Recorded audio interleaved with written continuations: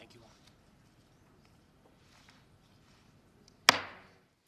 Good morning. I'm going to call this hearing to order and welcome to our witnesses, Director of National Intelligence, Avril Haines, CIA Director Bill Burns, FBI Director Chris Wray, Director of National Security Agency and Commander of U.S. Cybercom, General Paul Nakasone, and DIA Director Lieutenant General Scott Berrier.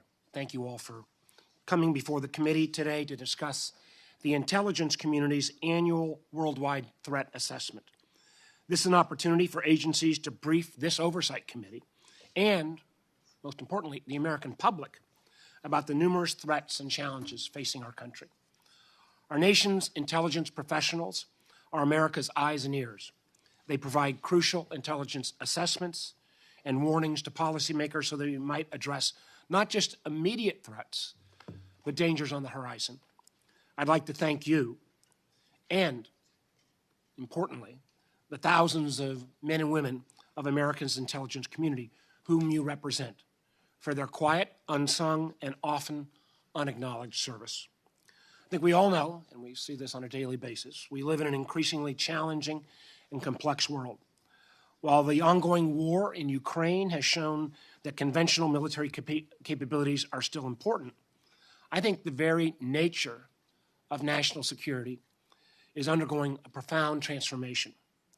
National security in 2023 is not the same as it was in 1993, for that matter, in 2003. We can no longer just pay attention to who has the most tanks, airplanes, or missiles. We also need to focus on technology, R&D dollars, strategic investment flows, and supply chains, because whoever leads and wins the challenges in technology domains will have an edge in national security competition in the future. We've already seen this with the outsized impact of cyber tools, which now give both state and non-state actors alike the power to cripple countries' critical infrastructure and entire economies from behind a keyboard without firing a single shot. And we're increasingly seeing rising competition in the technology space with authoritarian regimes that are challenging democratic norms at home and around the world. The People's Republic of China under President Xi and the Chinese Communist Party is now, unfortunately, a near-peer competitor with our country in its economy, technology, and military capabilities.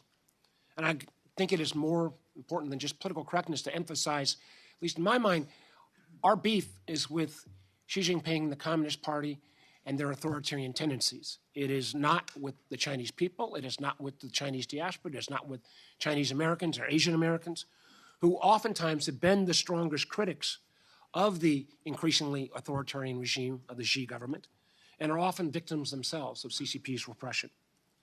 While America was focused for 2 decades on counterterrorism, China was racing to overtake the United States in a range of emerging and foundational technologies, such as advanced wireless communications, semiconductors, quantum, synthetic biology, and next-generation energy, as well as taking not only the extraction but the processing of rare earth minerals that are so critical in so many of those technologies. The PRC has also become an active player in the international technology standard-setting bodies and is embedding itself in global supply chains. All of this is why the United States must aggressively invest in talents, tools, and research to lead in tomorrow's technologies. Today, you will undoubtedly be asked about the IC's assessment on the origins of COVID-19. Let's be clear. Despite China's denials, it is entirely fair for us to ask whether the virus that has killed at least 6.8 million people so far might have been accidentally released from a lab in Wuhan. That these questions are even necessary is a testament to the failings of the Chinese system and stands in contrast to the openness of our own public health officials during the pandemic. The lack of transparency in China's authoritarian systems may mean that we will never be absolutely certain where COVID-19, or God forbid, the next pandemic, could have or will next originate. Looking towards Russia, we are now in the second year of Vladimir Putin's invasion of Ukraine. The IC, and I'm going to commend so many of you, did an incredible job of predicting Putin's plans and issuing warnings about the invasion, declassifying and sharing intelligence in a timely way, and I know for many of you that was totally against your grain, but making that declassification in a timely way, I really think upended Russia's plans and kept Putin off his game. Over the last years, Ukrainians have displayed resolve, bravery, resourcefulness as they have defended their country against Russia's ruthless invasion. NATO is more united than ever, and democracies around the world have rallied with unprecedented assistance to Ukraine in training, intelligence sharing, humanitarian, and modern military equipment. I hope that we'll hear from the IC assessment of the trajectory of this bloody conflict and what we think the end game will be, while at the same time obviously maintaining Ukraine's right to exist as a sovereign nation. I'm sure that we will discuss the multitude of other threats, from rogue states like Iran and North Korea, to emerging global health threats, to the threat of global warming, as well as the threats presented to the IC's workforce by anomalous health incidents, or AHIs. All of your agencies rely on world-class talent of your workforce, and that's why this committee will continue our efforts to ensure on federal clearance reform, security clearance reform. Hiring and retention is so important to make sure we maintain that world-class workforce. Last thing to note, and I think I speak for everyone on both sides of the aisle on this committee. We still have unfinished business regarding the classified documents that we need to see in order for this intelligence committee to effectively oversee its job on intelligence oversights. We must resolve this issue soon. The challenges we face are more varied and dynamic than ever, and clearly you all have your hands full. But we also have, I think in this hearing, particularly for the public part, a chance to underscore conviction in our values and our efforts to reinvigorate our allies around the world, and to be clear-eyed about the threats that authoritarian regimes like China and Russia place. So I look forward to today's discussion, and with that, I'll turn it over to the Vice Chairman. Thank you, Mr. Chairman. Thank you all for coming in here today. You know, for 2 decades after the end of the Cold War, our country, the United States, was the world's sole superpower.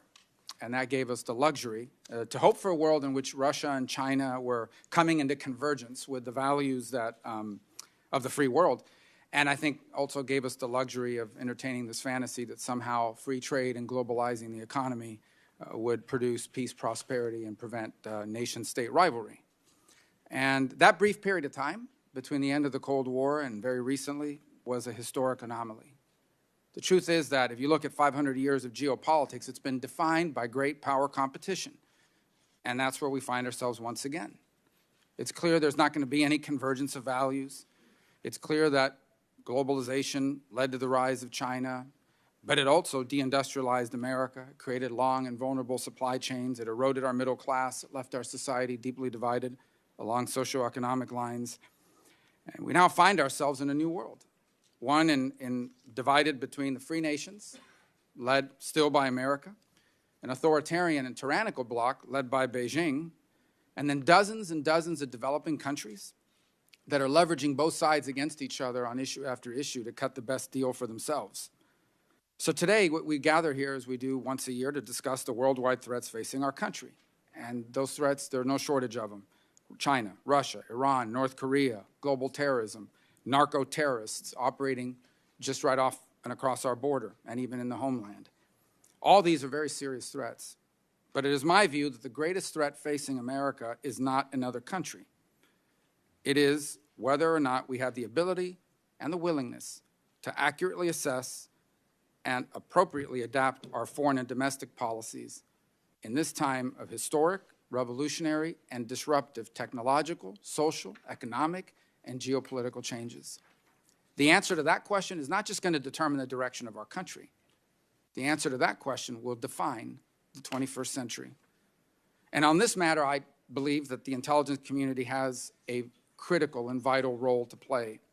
First, because the changes we must make will have to overcome complacency, bureaucratic resistance, opposition from interest groups who benefit from the status quo, and frankly, public discomfort with the consequences of some of the changes we're going to need to make.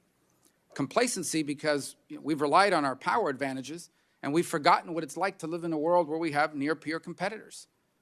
Bureaucratic resistance because our government, frankly, the commentary class, think tanks, academia, to some extent even Congress, is still filled with officials who came of age in the post-Cold War fantasy about the end of history. Opposition from powerful interests, because multinational corporations that dominate and have consolidated some of our most important industries are deeply invested in foreign supply chains and in the current state of the global economy. And public discomfort, frankly, because we've become a society addicted to cheap products from China and viral videos on TikTok.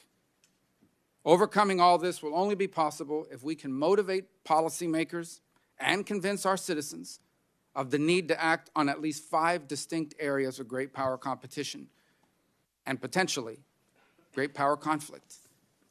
It's a military competition, one in which we can no longer rely on overwhelming advantages to deliver relatively quick success. It's a diplomatic and political competition for influence in multilateral institutions and over important and entering into and maintaining important international alliances. It's an economic and industrial competition over critical industries, supply chains, access to resources, the flow of capital. It's a scientific and technological competition on areas ranging from precision medicine, artificial intelligence, cyber, the digital economy, quantum computing, control over valuable personal data, and protecting innovation and intellectual property. And it's an informational competition involving closed and controlled societies dedicated to using our openness to divide us against each other here at home and drive disinformation to further their narrative and undermine our standing in the world. In the 21st century, providing policymakers information on these areas of competition and understanding how they intersect with one another is a vital and critical national priority. And only our intelligence agencies have the resources and the broad-based insight needed to provide this. Intelligence work today is not just about collecting state secrets and protecting our own. It is now also increasingly about the important analysis of what all of these factors mean tied together, so that we, as policymakers, can decide what matters and what doesn't, so that we can prioritize the urgent over the important. Getting this wrong is the single greatest threat facing our country, and getting it right, the single most important task we have at hand. So I hope we can hear in this open setting how each of the agencies represented here today is adjusting to this historic challenge, because we simply have no time to waste. Thank you, Mr. Chairman. Thank you, Senator Rubio. For members and audience, the run of show this morning is we're going to have an open session now. We are going to work through the votes this morning, and we will, Vice Chairman and I will take turns getting out to vote. We will go immediately into a closed session, and we'll kind of bring lunch along the way. We want to make sure we take advantage of as much time as needed with our distinguished panel. And unlike, although we've got great attendance at the gavel, we are going to go by seniority today, just because I know a lot of members have got other committee meetings as well this morning. With that, I think, Director Haines, are you going to start us off? Yes, Chairman, I'll deliver the statement for the group, in a sense. Chairman Warner, Vice Chairman Rubio, members of the committee, thank you for the opportunity to be here today alongside my wonderful colleagues on behalf of the extraordinary public servants we lead in the intelligence community to present the IC's annual threat assessment. Before I start, I just want to publicly thank the men and women of the intelligence community whose work we're presenting today. From the collector to the analyst and everybody in between, who made it possible for us to bring you the annual threat assessment in hopes that this work will help keep our country safe and prosperous. Thank you. This year's assessment notes that during the coming year, the United States and its allies will face an international security environment dominated by 2 sets of strategic challenges that intersect with each other and existing trends to intensify their national security implications. First, great powers, rising regional powers, and an evolving array of non-state actors are vying for influence and impact in the international system, including over the standards and rules that will shape the global order for decades to come. The next few years are critical as strategic competition with China and Russia intensifies, in particular over how the world will evolve and whether the rise of authoritarianism can be checked and reversed. Other threats are, of course, also individually significant, but how well we stay ahead of and manage this competition will be fundamental to our success at navigating everything else.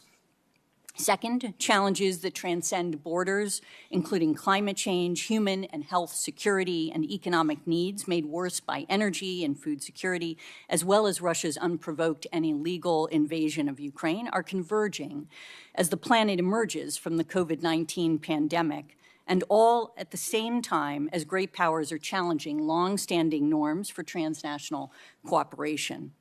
And further compounding this dynamic is the impact that rapidly emerging technologies are having on governance, business, society, and intelligence around the world. And given that background, perhaps needless to say, the People's Republic of China, which is increasingly challenging the United States economically, technologically, politically, and militarily around the world, remains our unparalleled priority. Chinese Communist Party, or CCP, under President Xi Jinping, will continue efforts to achieve Xi's vision of making China the preeminent power in East Asia and a major power on the world stage. To fulfill Xi's vision, however, the CCP is increasingly convinced that it can only do so at the expense of U.S. power and influence, and by using coordinated whole-of-government tools to demonstrate strength and compel neighbors to acquiesce to its preferences, including its land, sea, and air claims in the region and its assertions of sovereignty over Taiwan. Last October, President Xi secured his third five-year term as China's leader at the 20th Party Congress. And as we meet today, China's national legislature is in session, formally appointing Xi and confirming his choice to lead the PRC's State Council, as well as its ministries and the leaders of the military, legislature, and judicial branches. And after more than a decade of serving as China's top leader, Xi's control over key levers of power gives him significant power and influence over most issues. Xi has surrounded himself with like-minded loyalists at the apex of the party's standing committee, China's highest decision-making body, and we assess that during the course of Xi's third term, they will together attempt to press Taiwan on unification, undercut U.S. influence, which they perceive as a threat, and drive wedges between Washington and its allies and partners, and promote certain norms that favor China's authoritarian system. And you may have seen Xi's recent criticism during his speech on Monday of what he referred to as America's suppression of China, reflecting his longstanding distrust of U.S. goals and his apparent belief that the United States seeks to, quote-unquote, contain China. And Xi's speech this week was the most public and direct criticism that we've seen from him to date, and probably reflects growing pessimism in Beijing about China's relationship with the United States, as well as Xi's growing worries about the trajectory of China's domestic economic development and indigenous technology innovation, challenges that he now blames on the United States. He also wants to message his populist and regional actors that the U.S. bears the responsibility for any coming increase in tensions. And despite this more public and directly critical rhetoric, however, we assess that Beijing still believes it benefits most by preventing a spiraling of tensions and by preserving stability in its relationship with the United States. And specifically, Beijing wants to preserve stability in East Asia, avoid triggering additional economic punishments from U.S. sanctions and U.S. partners, and showcase a steady relationship with the United States to help avoid setbacks in its other relationships around the world, even while signaling opposition to claimed U.S. provocations, including the shoot-down of the PRC balloon. He wants a period of relative calm to give China the time and stability it needs to address growing domestic difficulties. And Xi's principal focus is on domestic economic development, which is not assured. In fact, the IC assesses that China's long-term economic growth will continue to decelerate because China's era of rapid catch-up growth is ending, and structural issues such as debt, demographics, inequality, over-reliance on investment, and suppressed consumption remain. And although the CCP may find ways to overcome its structural challenges over the long term, in the short term, the CCP continues to take an increasingly aggressive approach to external affairs, pursuing its goal of building a world-class military, expanding its nuclear arsenal, pursuing counter-space weapons capable of targeting U.S. and allied satellites, forcing foreign companies and coercing foreign countries to allow the transfer of technology and intellectual property in order to boost its indigenous capabilities, continuing to increase global supply chain dependencies on China with the aim of using such technologies and dependencies, to threaten and cut off foreign countries during a crisis, expanding the cyber pursuits and increasing the threat of aggressive cyber operations against the U.S. homeland and foreign partners, and expanding influence operations, including through the export of digital repression technologies. And the CCP will also seek to reshape global governance in line with his preferences and governance standards that support its monopoly of power within China. Beijing is elevating PRC candidates and policies at the UN, attempting to gain buy-in for Xi's development and global initiatives, promotes blocs like the Shanghai Cooperation Organization as a counterweight to the West, and shape multilateral groupings such as the formerly 17+1 Forum in Eastern Europe, but with mixed success. In brief, the CCP represents both the leading and most consequential threat to U.S. national security and leadership globally, and its intelligence-specific ambitions and capabilities make it, for us, our most serious and consequential intelligence rival. During the past year, the threat has been additionally complicated by a deepening collaboration with Russia, which also remains an area, obviously, of intense focus for the intelligence community. In fact, we were last here for our ATA hearing last year. It was only a few weeks after Russia's unprovoked and illegal invasion of Ukraine. And now we are over a year into the war, which is reshaping not only Russia's global relationships and strategic standing, but also our own, strengthening our alliances and partnerships in ways that President Putin almost certainly did not anticipate, often precipitating the very events that he was trying to avoid, such as Sweden and Finland's petition to join NATO. And on the battlefield, there is currently a grinding attritional war in which neither side has a definitive military advantage. And the day-to-day fighting is over hundreds of meters, currently focused largely in Donetsk, as Russia tries to capture the remainder of the oblast. And the Russians are making incremental progress on Bakhmut, which is not a particularly strategic objective, but are otherwise facing considerable constraints, including personnel and ammunition shortages, dysfunction within the military's leadership, exhaustion, as well as morale challenges. And even as the Russian offensive continues, they are experiencing high casualty rates. Putin is likely better understanding the limits of what his military is capable of achieving and appears to be focused on more modest military objectives for now. Export controls and sanctions are hampering Russia's war effort, particularly by restricting access to foreign components necessary to produce weapon systems. And if Russia does not initiate a mandatory mobilization and identify substantial third-party ammunition supplies, it will be increasingly challenging for them to sustain even the current level of offensive operations in the coming months, and consequently, they may fully shift to holding and defending the territories they now occupy. In short, we do not foresee the Russian military recovering enough this year to make major territorial gains, but Putin most likely calculates that time works in his favor and that prolonging the war, including with potential pauses in the fighting, may be his best remaining pathway to eventually securing Russia's strategic interests in Ukraine, even if it takes years. And Ukraine, of course, also faces challenges. Ukraine's prospects for success in a major spring offensive will probably hinge on a number of factors. And at present, the Ukrainian armed forces remain locked in a struggle to defend against Russian offenses across eastern Ukraine. And while these Russian assaults are costly for Russia, the extent to which Ukrainian forces are having to draw down their reserves and equipment, as well as suffer further casualties, will all likely factor into Ukraine's ability to go on the offensive later this spring. And the IC continues to monitor Putin's reactions and his nuclear saber rattling. Our analysts assess that his current posturing is intended to deter the West from providing additional support to Ukraine as he weighs a further escalation of the conflict. He probably will still remain confident that Russia can eventually militarily defeat Ukraine and wants to prevent Western support from tipping the balance and forcing a conflict with NATO. And of course, the already considerable human toll of the conflict is only increasing. In addition to the many tens of thousands casualties suffered by the Russians and Ukrainian militaries, more than 8 million people have been forced to flee Ukraine since Russia invaded. And there is widespread reporting of atrocities committed by Russian forces, including deliberate strikes against non-military targets, such as Ukraine's civilian population and civilian infrastructure, particularly its energy facilities and electric grid. Russia and its proxy groups almost certainly are using so-called filtration operations to detain and forcibly deport tens of thousands of Ukrainian civilians to Russia. The IC is engaged with other parts of the U.S. government to document and hold Russia and Russian actors accountable for their actions.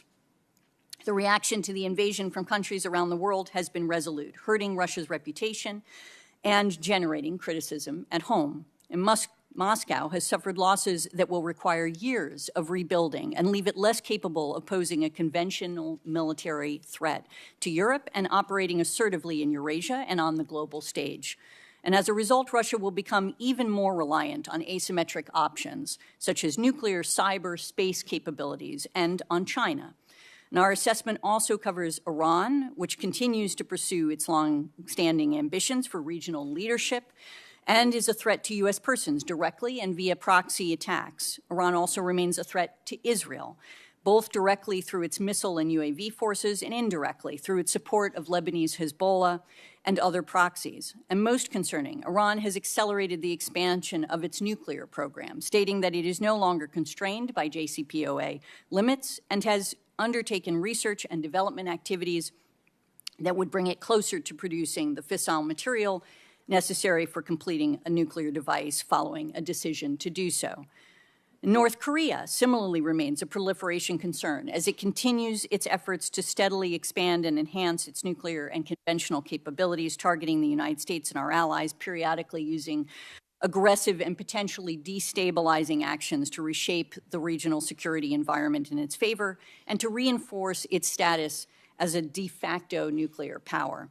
And in addition, regional challenges such as interstate conflicts, key cases of instability, and poor governance developments also pose growing challenges. In Africa and in the developing world, increased poverty, hindered economic growth, and widened inequality are creating the conditions that are feeding domestic unrest, insurgencies, democratic backsliding, authoritarianism, and cross-border conflict spillover. And several parts of the Middle East will remain plagued by war over the year, insurgencies, and corruption. In the Western Hemisphere, persistent economic weakness, insecurity, and corruption are fueling public frustration and anti-status quo pressures that very likely will present governance challenges to leaders while also posing sustained spillover migration, criminal, and economic challenges for the United States. And throughout the world, countries are struggling to maintain democratic systems and prevent the rise of authoritarians, in some cases because Russia and China are helping autocrats take or hold power. And as I noted at the outset, transnational challenges interact in this complex system along with more traditional threats and often reinforce each other, creating compounding and cascading risks to U.S. national security. For example, climate change remains an urgent threat that will increasingly exacerbate risks to U.S. national security as the physical impacts increase and geopolitical tensions mount over the global response to the challenge. And now, entering its fourth year, the COVID-19 pandemic remains one of the most significant threats to global public health, at a cost of more than 6.5 million lives and trillions of dollars in lost economic output to date. In addition to direct effects of the pandemic result in economic, human security, political, national security implications of COVID-19 continue to strain recovery efforts, presenting both known and unforeseen challenges that probably will ripple through society and the global economy during the next year and for years to come. Russia's aggression against Ukraine has aggravated COVID-19-related fragilities in the global economy, raised commodity prices, fueled market volatility, and contributed to food insecurity and financial instability. And the combination of elevated energy and food prices has increased the number of individuals facing extreme poverty and food insecurity. Affected countries will struggle to reverse those trends through 2023, even if global food prices stabilize. And Russia's war in Ukraine can be blamed for this intensifying effects. something much of the world also understands and that others, including China, will have to come to terms with as they consider to what extent they want to continue assisting or enabling Russia. And climate change, the pandemic, and conflicts are exacerbating irregular migration, and in the Western Hemisphere, push and pull factors that drive migrants to the United States, such as deteriorating socioeconomic and security conditions, misperceptions of U.S. policies, and employment opportunities in the United States will almost certainly persist through 2023. Transnational criminal organizations exploit migrants through extortion, kidnapping, and human trafficking, including sex trafficking and forced labor. These organizations also continue to pose a direct threat through the production and trafficking of lethal illicit drugs, massive theft, financial and cyber crimes, money laundering, eroding the rule of law in partner nations. And in particular, the threat from illicit drugs is at historic levels, with the robust supply of synthetic opioids from Mexican TCOs continuing to play a major role in driving American overdose deaths to over 100,000 annually. And terrorism, of course, remains a persistent threat, but the problem is evolving. Individuals and cells adhering to ideologies espoused by ISIS, al-Qaeda, and transnational racially or ethnically motivated violent extremist movements in particular pose significant threats to U.S. persons, facilities, and interests. And then two indirect threats that I think are worth highlighting in the report. New technologies, particularly in the field of AI and biotechnologies, are being developed and proliferating faster than companies and governments are able to shape norms governing their use, protect against privacy challenges associated with them, and prevent dangerous outcomes that they can trigger. The convergence of emerging technologies is likely to create breakthroughs that are not as predictable and that risk a rapid development of more interconnected, asymmetric threats to U.S. interests. And relatedly, foreign states' malicious use of digital information and communication technologies will become more pervasive, automated, targeted, and complex during the next few years, threatening to distort publicly available information and probably outpacing efforts to protect digital freedoms and at the same time educate audiences on how to distinguish fact from propaganda. Authoritarian governments usually are the principal offenders of digital repression, and of course, democracies with open information environments are the most vulnerable to them. In closing, I want to bring to your attention an absolutely crucial authority that will expire at the end of this year if Congress does not act. Section 702 of the Foreign Intelligence Surveillance Act. I can tell you without hesitation that Section 702 was relied upon in gathering intelligence that was relevant to putting together this assessment, and as it is hard to overestimate, frankly, the importance of this authority to our work across the board. FISA Section 702 provides unique intelligence on foreign intelligence targets at a speed and reliability that we cannot replicate with any other authority. And Section 702 was originally enacted with the primary focus of enabling the U.S. government to quickly collect on the communications of terrorists abroad. The authority allows the IC to require foreign intelligence from non-U.S. people located outside of the United States who are using U.S. electronic communication service providers. 702 is still vital to our counterterrorism mission, as evidenced by its key role in the United States government's operations against former al-Qaeda Ayman al-Zawahiri, but 702 is now principally relied upon for vital insights across a range of high-priority threats. Malicious cyber actors targeting U.S. critical infrastructure, U.S. government efforts to stop components of weapons of mass destruction from reaching foreign actors, and even key intelligence related to threats emanating from China, Russia, North Korea, Iran. I realize that 702 is a powerful authority, and it is incumbent on all of us in the intelligence community to ensure that the privacy and civil liberty interests of Americans are built into its design and implemented at every level. And over the last many years, we have significantly expanded oversight, dedicated resource to compliance in order to do just that, and we welcome the opportunity to work with you on reauthorizing this critical authority. Thank you so much for your patience, and we look forward to your questions. Thank you, Director Haines. And again, this is a critically important time for not only those of us on the committee, but the public at large to see the intelligence community leadership. I personally believe the value of 702, but we're going to have to lean in on being willing to have the same kind of courage of declassification that we showed in advance of Putin's invasion of Ukraine to make the case to the American public, and for that matter to skeptical members of Congress in terms of how this is not simply used as an anti-terrorism tool, but also in terms of our competition with Russia and China. I'm going to take my time and come back to the question, the changing nature of national security. I made comments that national security today is different than it was in 1993 or 2003. At that moment in time, perhaps relatively simpler times, we looked at our adversaries in terms of how many tanks and planes and guns they might have. Increasingly, I believe, and I think the vast majority of us on this committee believe, the competition falls into who wins various technology domains. General Nakasone and I were talking before the session today about how then Chairman Burr and I were trying to make the case that Wray posed a national security threat to American telecom providers and others. It took us years to make that case, and we are still recovering from that activity. I think about more recently, Senator Cornyn and I and others on this committee recognized that we'd fallen far behind in the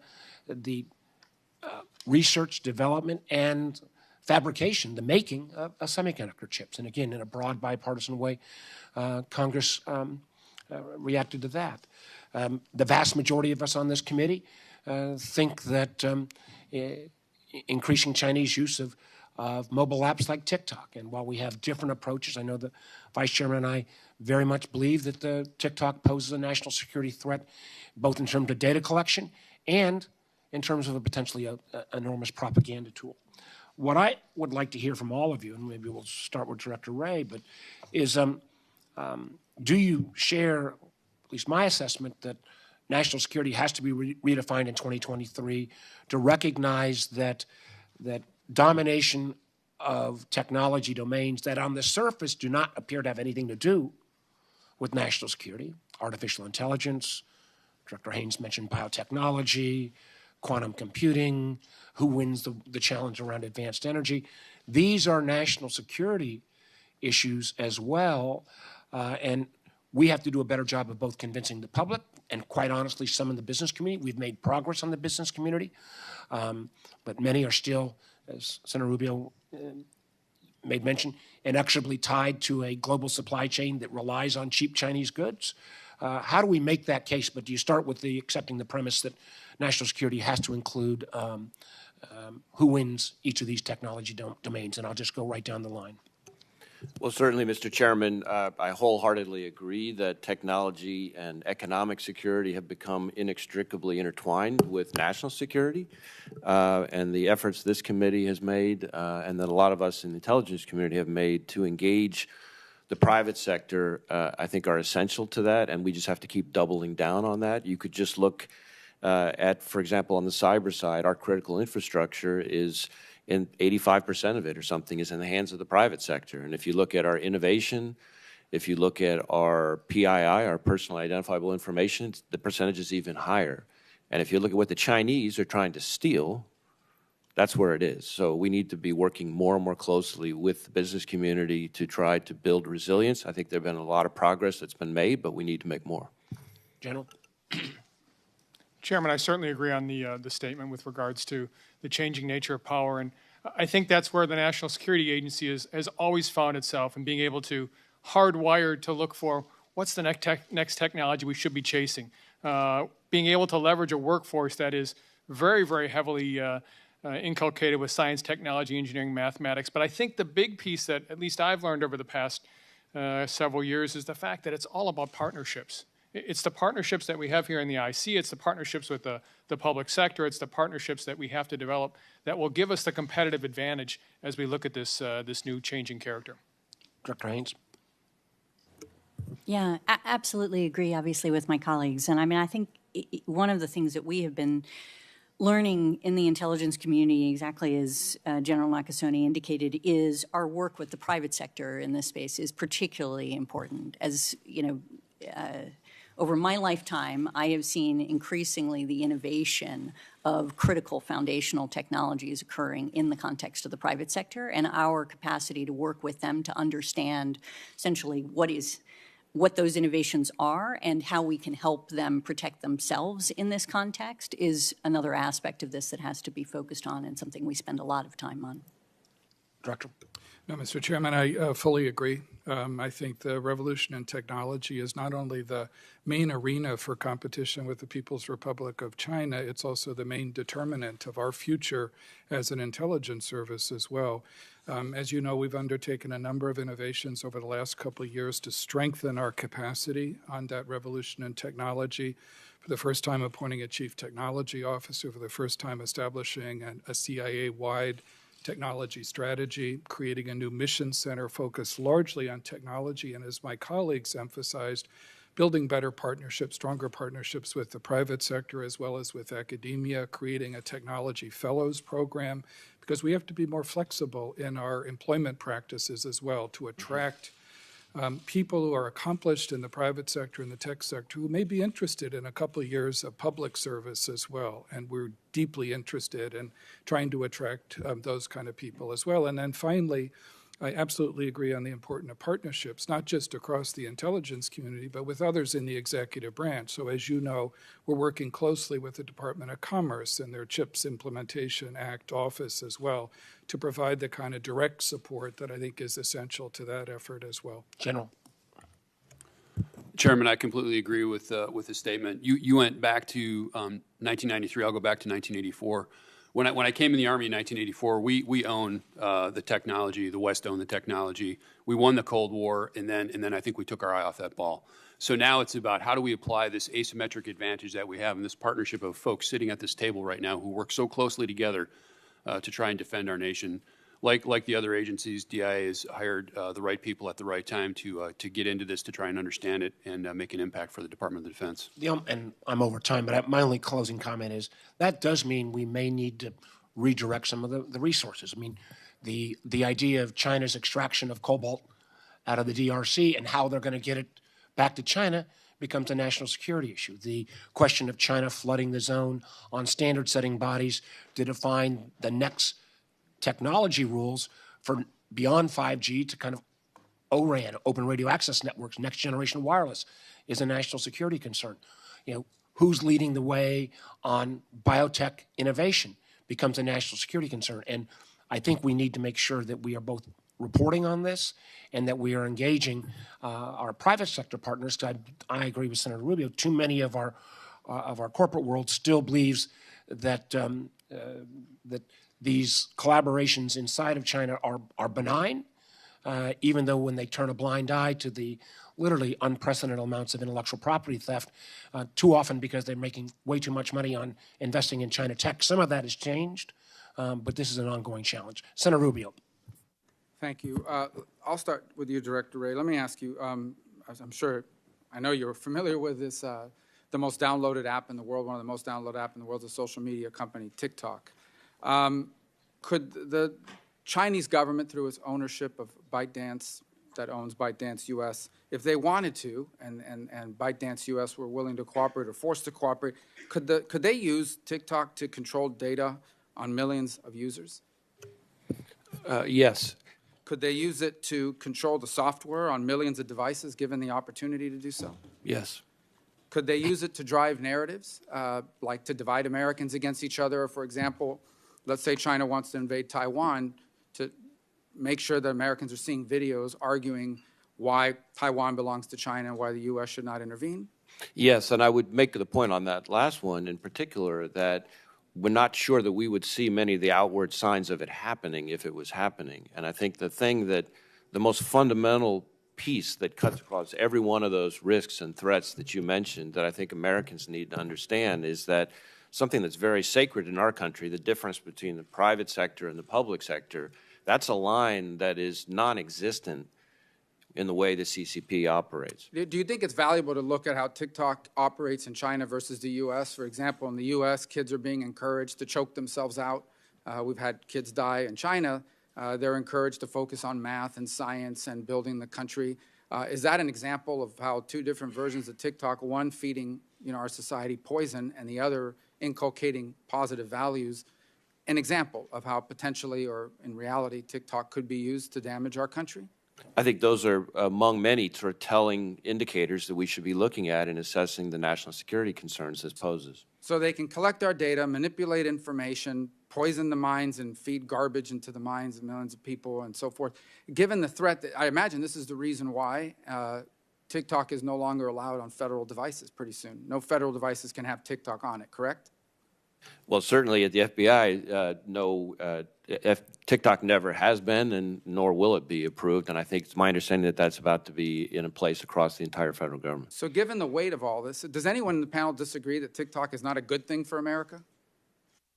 Well, if no one disagrees, my question is then, if TikTok is bad for America, and we've talked about all these disadvantages and potential harm that's caused by it, should the fact that it is popular among people under the age of 35 be the reason why we don't take strong action against it? Not from my perspective. Because that's what the Secretary of Commerce said is, you know, that potentially we want to do something about this because it would upset people under the age of 35. So I guess my point, just tie it all up, is this is a substantial national security threat for the country of a kind that we didn't face in the past. So we're still, it's, at the end of the day, it's not about, you know, some grown man in the middle of the day putting up videos, you know, that people that have a job shouldn't be putting up. But it's also about all these other things that we've talked about, the data, the ability to manipulate information. I would imagine that it's probably one of the most valuable surveillance tools on the planet. I mean, if we went out and decided to build something like this of our own to influence or spy on another society, I'm not sure we could build something like this, or even better. And we've invited them in and protected them by our laws. So I don't understand why this company is allowed to operate as long as it's owned. It's my understanding, and maybe Director Haines, you can clarify this, but I think this is the case. Under Chinese law, any company, okay, what the company is in China, that the Chinese government says, give me everything you have, they have no choice but to give it to them, or someone else will be in charge, correct? Okay. My time is remaining here. I want to talk a little bit about COVID and the pandemic. So here's what we know about COVID, okay? It originated in the city of Wuhan, where the Wuhan Institute of Virology, which has a questionable safety record and conducts experiments on making viruses that are not infectious in humans infectious in humans. They do it for the purpose of then developing a vaccine. They're located in that city. The Chinese CDC is also located in the city. Number two, unlike, for example, SARS, to this moment, unless it happened in the last hour, the Chinese have not been able to say, here's the bat, here's the pangolin, here's the animal that the virus came from. Number three, there is evidence, both in open source and I mean, it's been widely discussed that the Chinese, at a minimum, have not been, to say the least, open about any of this. And in fact, real clear indications that they've done everything possible to obstruct any sort of international inquiry into how this began or to be sharing this information.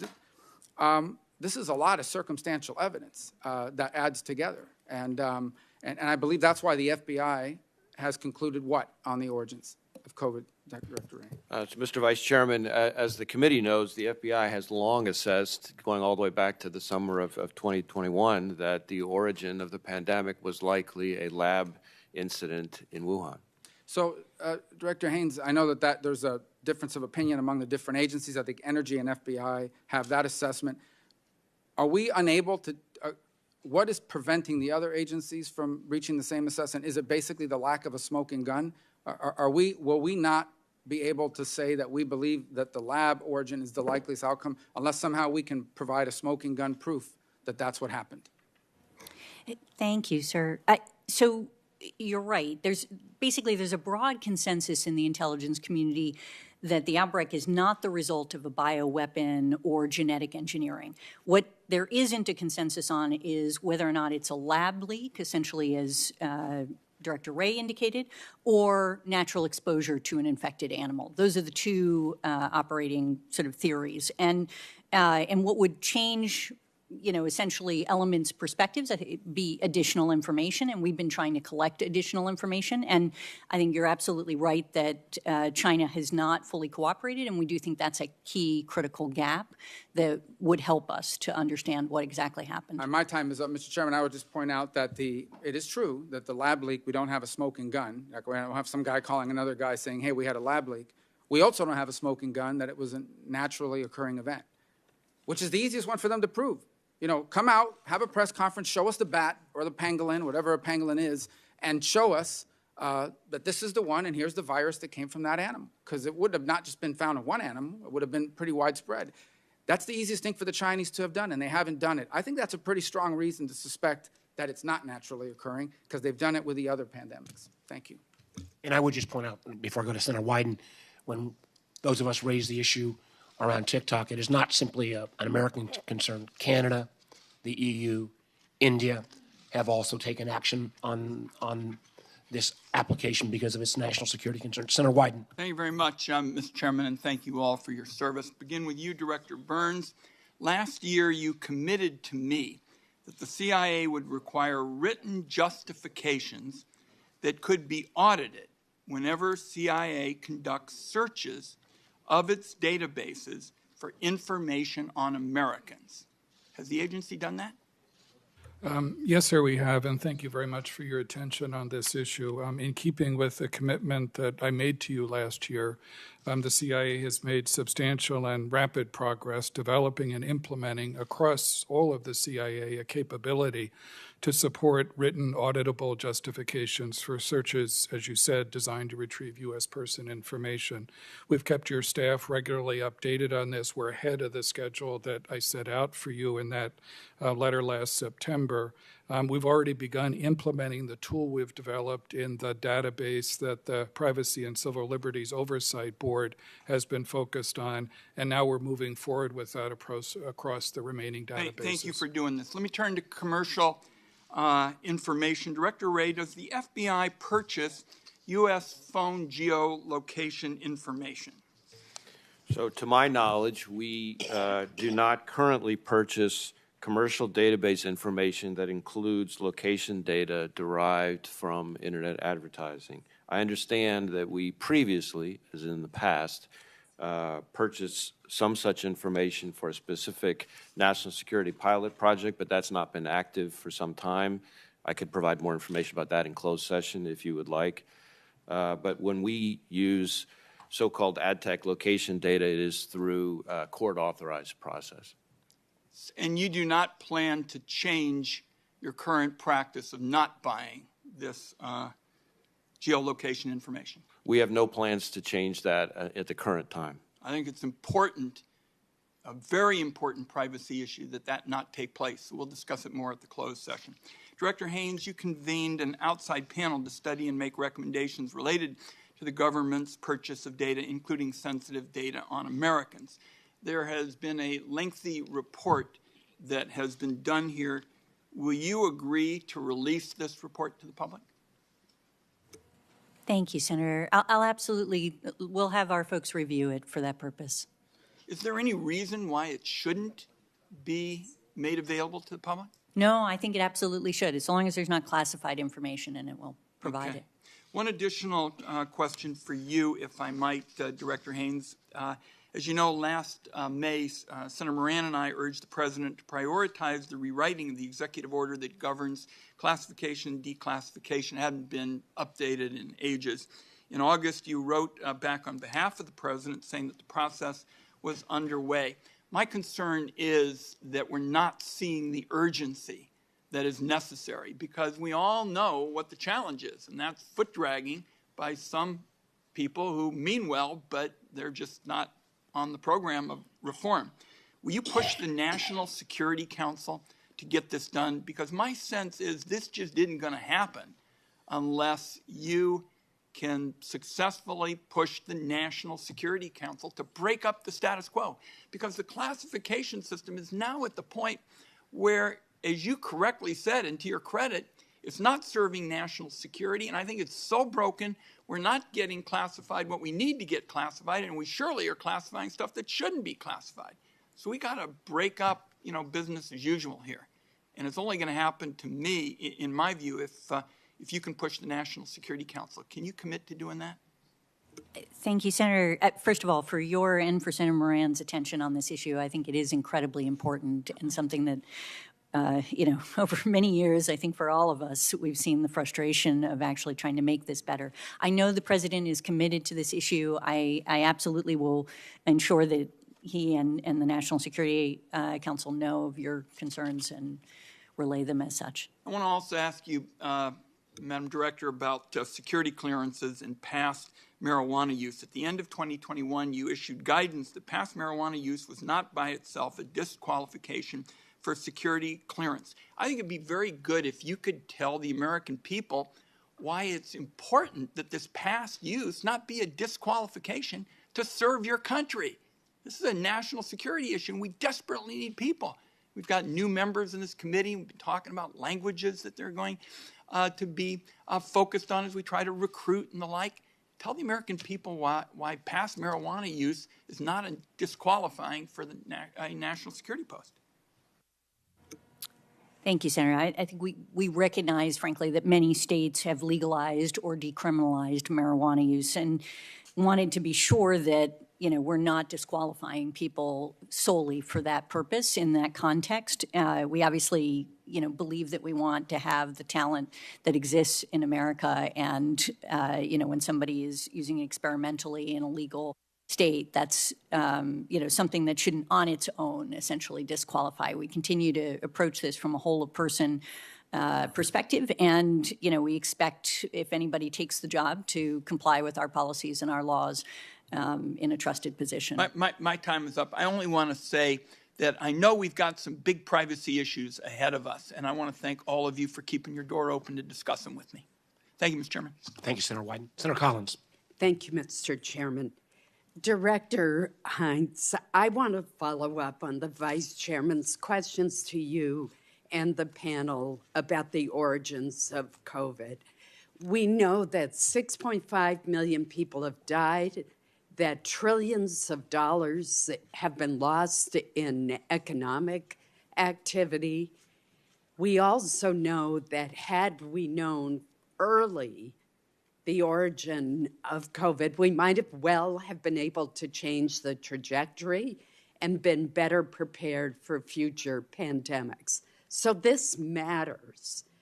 It is disturbing to me that in your written statement, you say all agencies assess that two hypotheses are plausible explanations for the origin of COVID: natural exposure to an infected animal and a laboratory-associated incident.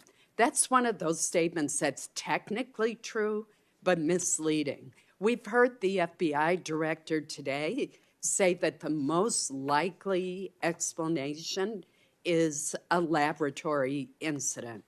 We know that the Wuhan whistleblower who first raised alarms was silenced by the Chinese government and later died of COVID. We know, as your statement says, that Beijing continues to hinder the global investigation, resists sharing information, and blames other countries. Those are not the actions of an innocent party. We know that the Department of Energy has changed its assessment to say that most likely cause is a laboratory incident. I just don't understand why you continue to maintain on behalf of the intelligence community that these are two equally plausible explanations. They simply are not. Thank you, Senator. And I think I share your frustration with the fact that China hasn't been more cooperative on this issue to provide intelligence that would be of use to the scientists and others who work on these questions. And I think, you're absolutely right. This is critically important. It has been extremely challenging. Let me give you where we are in the intelligence community with more precision to your point. There are 4 elements plus our National Intelligence Council that assess with low confidence that the infection was most likely caused by natural exposure to an infected animal. So the IC remains divided on this issue. We have the FBI, as you noted, that sees it as more likely that it's a lab leak and has done that with moderate confidence. And the Department of Energy has changed its view slightly with low confidence. It says that a lab leak is most likely, but they do so for different reasons than the FBI does, and their assessments are not identical. So you can see how challenging this has been across the community, and not even every element of the IC has been able to put themselves on one side of the ledger or the other. I've given you essentially 7, but not everybody has been able to put themselves on one versus the other. So it is a really challenging issue, and I think our folks honestly are trying to do the best that they can to figure out what exactly happened based on the information they have available to them. Let me switch to a different issue. General Berrier, in the administration's hasty withdrawal from Afghanistan by an arbitrary date, billions of dollars worth of military assets were left behind, including munitions, 16,000 pairs of night vision goggles, 167 aircraft, communications equipment, 2,000 vehicles. The list goes on and on and on. My concern is that all of these assets could be useful in launching a terrorist attack on the United States or on one of our allies. Given the continued chaos in Afghanistan and presence of terrorist groups that want to harm the United States, that have made no secret about harming us or our allies, what is the intelligence community's assessment on the counterterrorism threat to the United States homeland and our allies, particularly one launched from Afghanistan? Senator Collins, thank you for that question. From our perspective at the Defense Intelligence Agency, certainly our reach and grasp into that nation since the fall of the government has eroded over time, but we still have some access, and I would say based on what we know right now from the threat of al-Qaeda, they're trying to survive basically without a real plan to at least or intent to attack the West anytime soon. And I would say that ISIS-K poses a bit of a larger threat, but they are under attack from the Taliban regime right now, and it's a matter of time before they may have the ability and intent to actually attack the West at this point. General Nakasone, very quickly, could you give me your assessment? Yes, that dovetails very closely with the Defense Intelligence Agency. We see the same challenges across the IC with some of our collection, but we do see a challenged ISIS-K in Afghanistan right now as they battle the Taliban. Thank you. Senator Heinrich. Thank you, Chairman. Director Burns, U.S. law states that to be designated as a foreign terrorist organization, a group must be engaged in premeditated, politically motivated violence against non-combatant targets, and the activity must threaten the national security of the United States. In my view, and in the view of a number of folks, the Wagner Group fits that definition.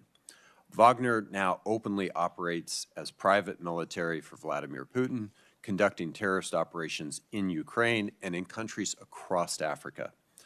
Director, I realize that the responsibility for designating foreign terrorist organizations lies with the Secretary of State, but I'd like to get your assessment of the Wagner Group's activities, whether you would describe the atrocities its mercenaries have committed as terrorism, and if you think there is any downside to making such a designation.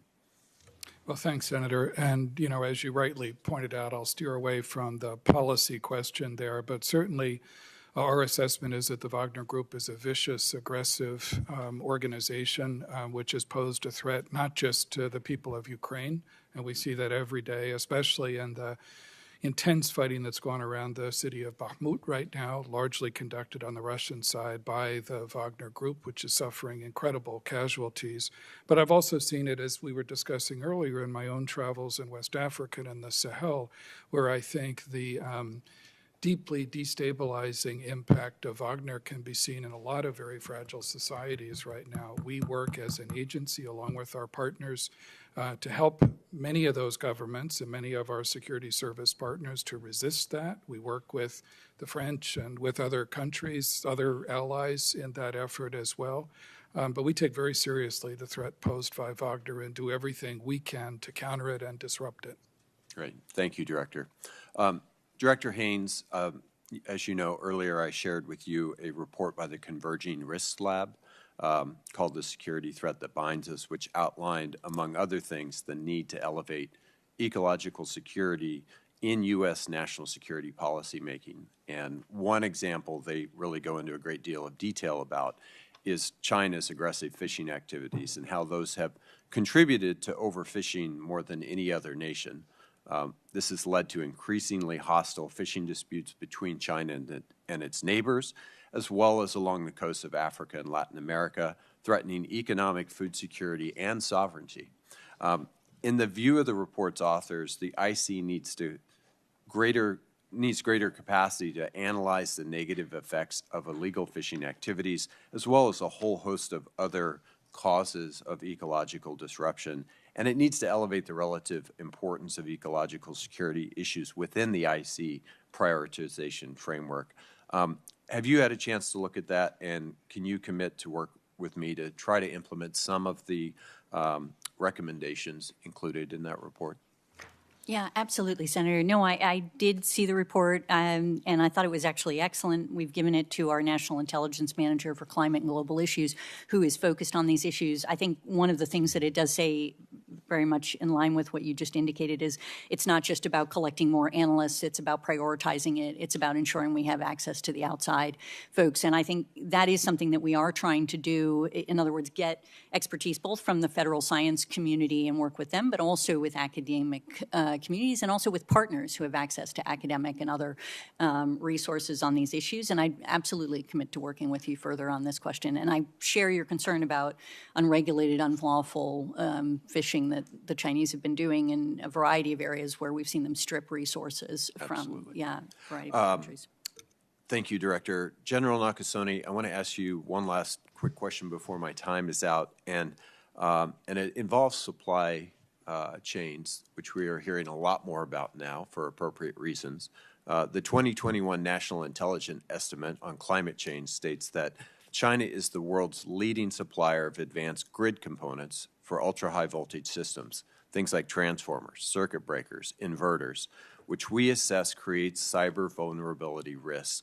Can you talk a little bit about your concerns about those vulnerabilities to our electric grid and what it means to currently be dependent on China for components for things like large power transformers? Senator, you highlight the challenge of supply chains, and we know supply chains well, even from a different adversary with solar winds. What have we learned? I would tell you, first of all, is that as we are reliant on more and more nations to provide this type of capability, we have to have a vigilance in terms of how we look at this, whether or not we're understanding the complete supply chain of the critical pieces that come into it, or whether or not we have censoring on the other end that tells us something is anomalous, something is unique, something that has changed. This is the world in which we live. This is the world in which we have to operate for the future. Would it be a good idea to try to produce some of those critical components here or with trusted allies and friends instead of being so dependent? Certainly, and I think the work of many of you on this committee with regards to semiconductors is one great example of the importance of fabrication within the United States. Thank you. Thank you, General. Senator Cotton. I want to raise the question that Senator Warner raised in his opening statement about the classified documents that were found at the residences or offices of President Trump, President Biden, and Vice President Pence. I want to be clear, I'm not talking about who done it, about who took them there and how they handled them and what criminal standards there are in their investigation, about the documents themselves and what risk, if any, they pose to our national security. Director Haines, the last time you appeared in front of this committee, you said that you had not personally reviewed those documents. Is that still the case? I've only reviewed documents that have already gone through an initial classification review process. So now I have reviewed some of the documents, but not all of the documents. Myself, that is. There are others, obviously, within our institutions that have reviewed them. Director Wray, have you reviewed these documents personally? I have reviewed some of the documents personally, and my team, of course, has reviewed the documents.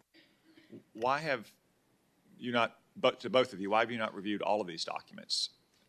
It would seem this would be a matter of vital urgency to put your eyes on these documents and make a determination if you think there actually is national security risk in the contents of those documents. Thank you, Senator. I'll start and Director Wray can continue. But so when we get documents that have been compromised in the context of leak investigation or other things like that, I don't personally review them generally, even when they have significant consequences. There are the subject matter experts within the institutions that do that. They provide their views, and then they typically will summarize or otherwise indicate issues that have to be addressed as a consequence, if there are any. Director Wray is the same answer. Similar, except I would just add that we have teams of people who are experienced with these mishandling of classified documents cases, of which we have any number and have had for years. And I would add that although I have not reviewed all of the documents myself, I have gone through a fairly meticulous a listing of all the documents that includes detailed information about the content. So it's not reading every page of each one. I bet General Nakasone and General Berrier, when they were second lieutenants, were taught that they were responsible for everything their organization does and fails to do, which I think is a pretty good principle of leadership.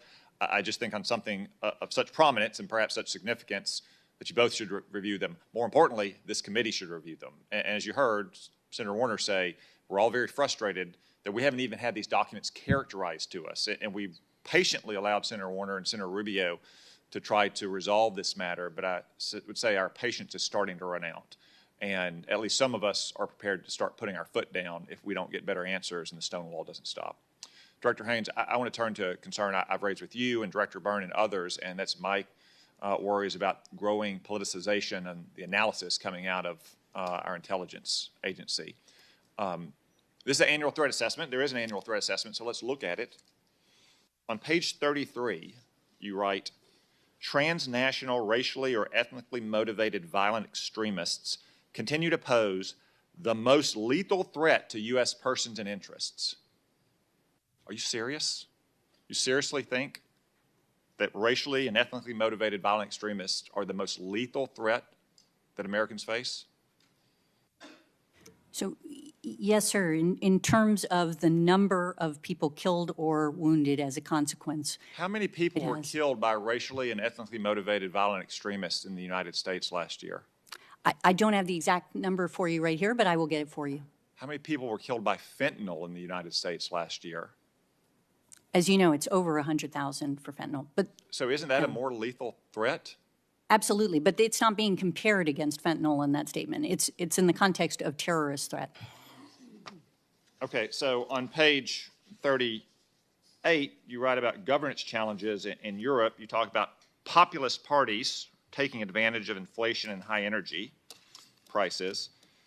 You worry that public discontent, potentially including increased mass protests, could undermine backing from mainstream European governments while increasing support for populist and extreme parties. You also say it could undermine the quality of democracy.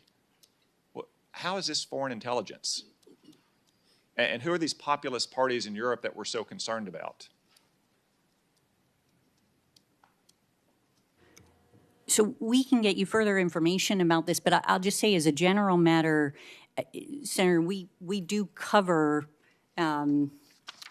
different effects on democracy throughout the world, and that is something that is typically perceived as part of our remit. Are the Brothers of Italy, the Italian Prime Minister Giorgia Meloni's party, are they a populist or extreme party that are a threat to America's interests? I don't know that, I wouldn't want to speak for the analysts as to whether or not they consider them a populist party. I suspect that they may, but I don't know that they would say that they're a threat to to the United States. All right, just one final example of this. On page 18 about nuclear issues with Iran, you write that since the assassination in November 2020 of nuclear scientist Mohsen Fakhrizadeh, Iran has accelerated the expansion of its nuclear program. It's an unfortunate ending for Mohsen Fakhrizadeh in November of 2020. Did anything else happen in the world in November of 2020 that might have caused Iran to accelerate its nuclear program? Senator, I'm not sure what you're referring to. Pretty big event here in America. November 2020. If you mean the election, I do mean the election. I don't believe that our analysts perceive that as being the key. Really, because I've gone through the IAEA reports. Iran took almost a year after President Trump withdrew from the nuclear deal until the summer of 2019 to say it was going to incrementally begin to breach its limits. After we killed Qasem Soleimani in January 2020, they basically ceased all enrichment or other activity. And since November of 2020, they've reintroduced advanced centrifuges. They began enriching uranium past the critical 3.67% mark. They produce uranium metal. They've moved enrichment underground. They're now enriching to almost 90%. Undersecretary of Defense for Policy Colin Call said to the House recently that they're just 12 days away from a breakout, implying that all happened on the former administration's watch. This has all happened since November of 2020, Director Haines. And your report says nothing about the Biden administration's policies. You really don't think the Ayatollahs had any change of views once it was clear Joe Biden was going to be president? I think our analysts would look at leaving the JCPOA as one element that's relevant to the, All right, so my time has expired. I'll say, Director Burns, we've talked about this in a classified setting before. I mean, your organization produces the vast majority of the analysis for the IC, and it's not just the conclusions, but also the priorities and the volume of focus on things like climate change or gay marriage bills in other countries, or some of these conclusions that just caused me great pause about the priorities and the resources we're applying to the critical threats this country face. We talk more about it in a classified setting. Okay, thank you. Senator King. Thank you, Mr. Chairman. First, Director Haines, the good news is the report is clearly written and I think establishes a lot of very valuable information. The bad news is I made the mistake of reading it Monday night just before trying to go to sleep. There's a lot of serious matters in there. One of the things that really jumped out at me, and I want to follow up on Senator Heinrich's question, is on page, let's see, it's on page 9. China now is on track to control 65% of lithium-ion battery market. They dominate all parts of the supply chain, 40% of the world's active pharmaceutical ingredients, and their global share across all manufacturing of solar panels is 80% now, certainly go to 90%. This is an important information for us in terms of informing us about the dangerous dependency that we've developed in a whole lot of areas. And semiconductors is one that we've talked about, but it suggests to me that this issue of dependency is something that really has to have some serious policy examination. Would you concur? Yes, absolutely. I mean, I think one of the things that we're really trying to expose here is the fact that it's not just simply about China trying to create indigenous supply chains, but actually to control global supply chains. That seems to be a deliberate policy, does it not? Exactly. And that goes also about their actions in Africa and other South America, where they're trying to corner the market, if you will, on various commodities. And you can see it also, as you indicate, not only in their decisions about what they're purchasing and how they're managing it, but also the laws that they pass that give them the capability, for example, in rare earth elements, to actually turn the dial on their export and import policies so that they can actually create that pressure. You'd think that we'd learn from Europe's dependency on Russia and gas that this is a similar thing that we really need to address as a matter of policy. Move to another specific intelligence question.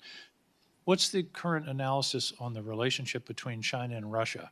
Is it a temporary marriage of convenience, or is it a long-term love affair?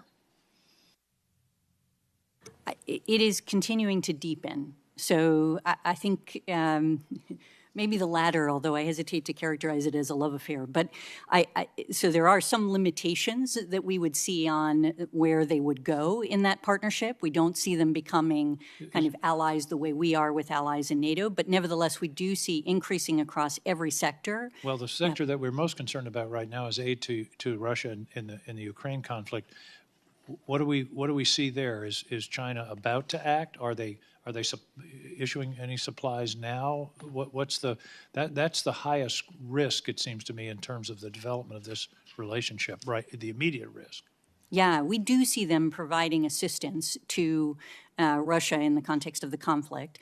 And we see them in a situation in which they become increasingly uncomfortable about the level of assistance and not looking to do it as publicly as might otherwise occur, and given the reputational costs associated with it.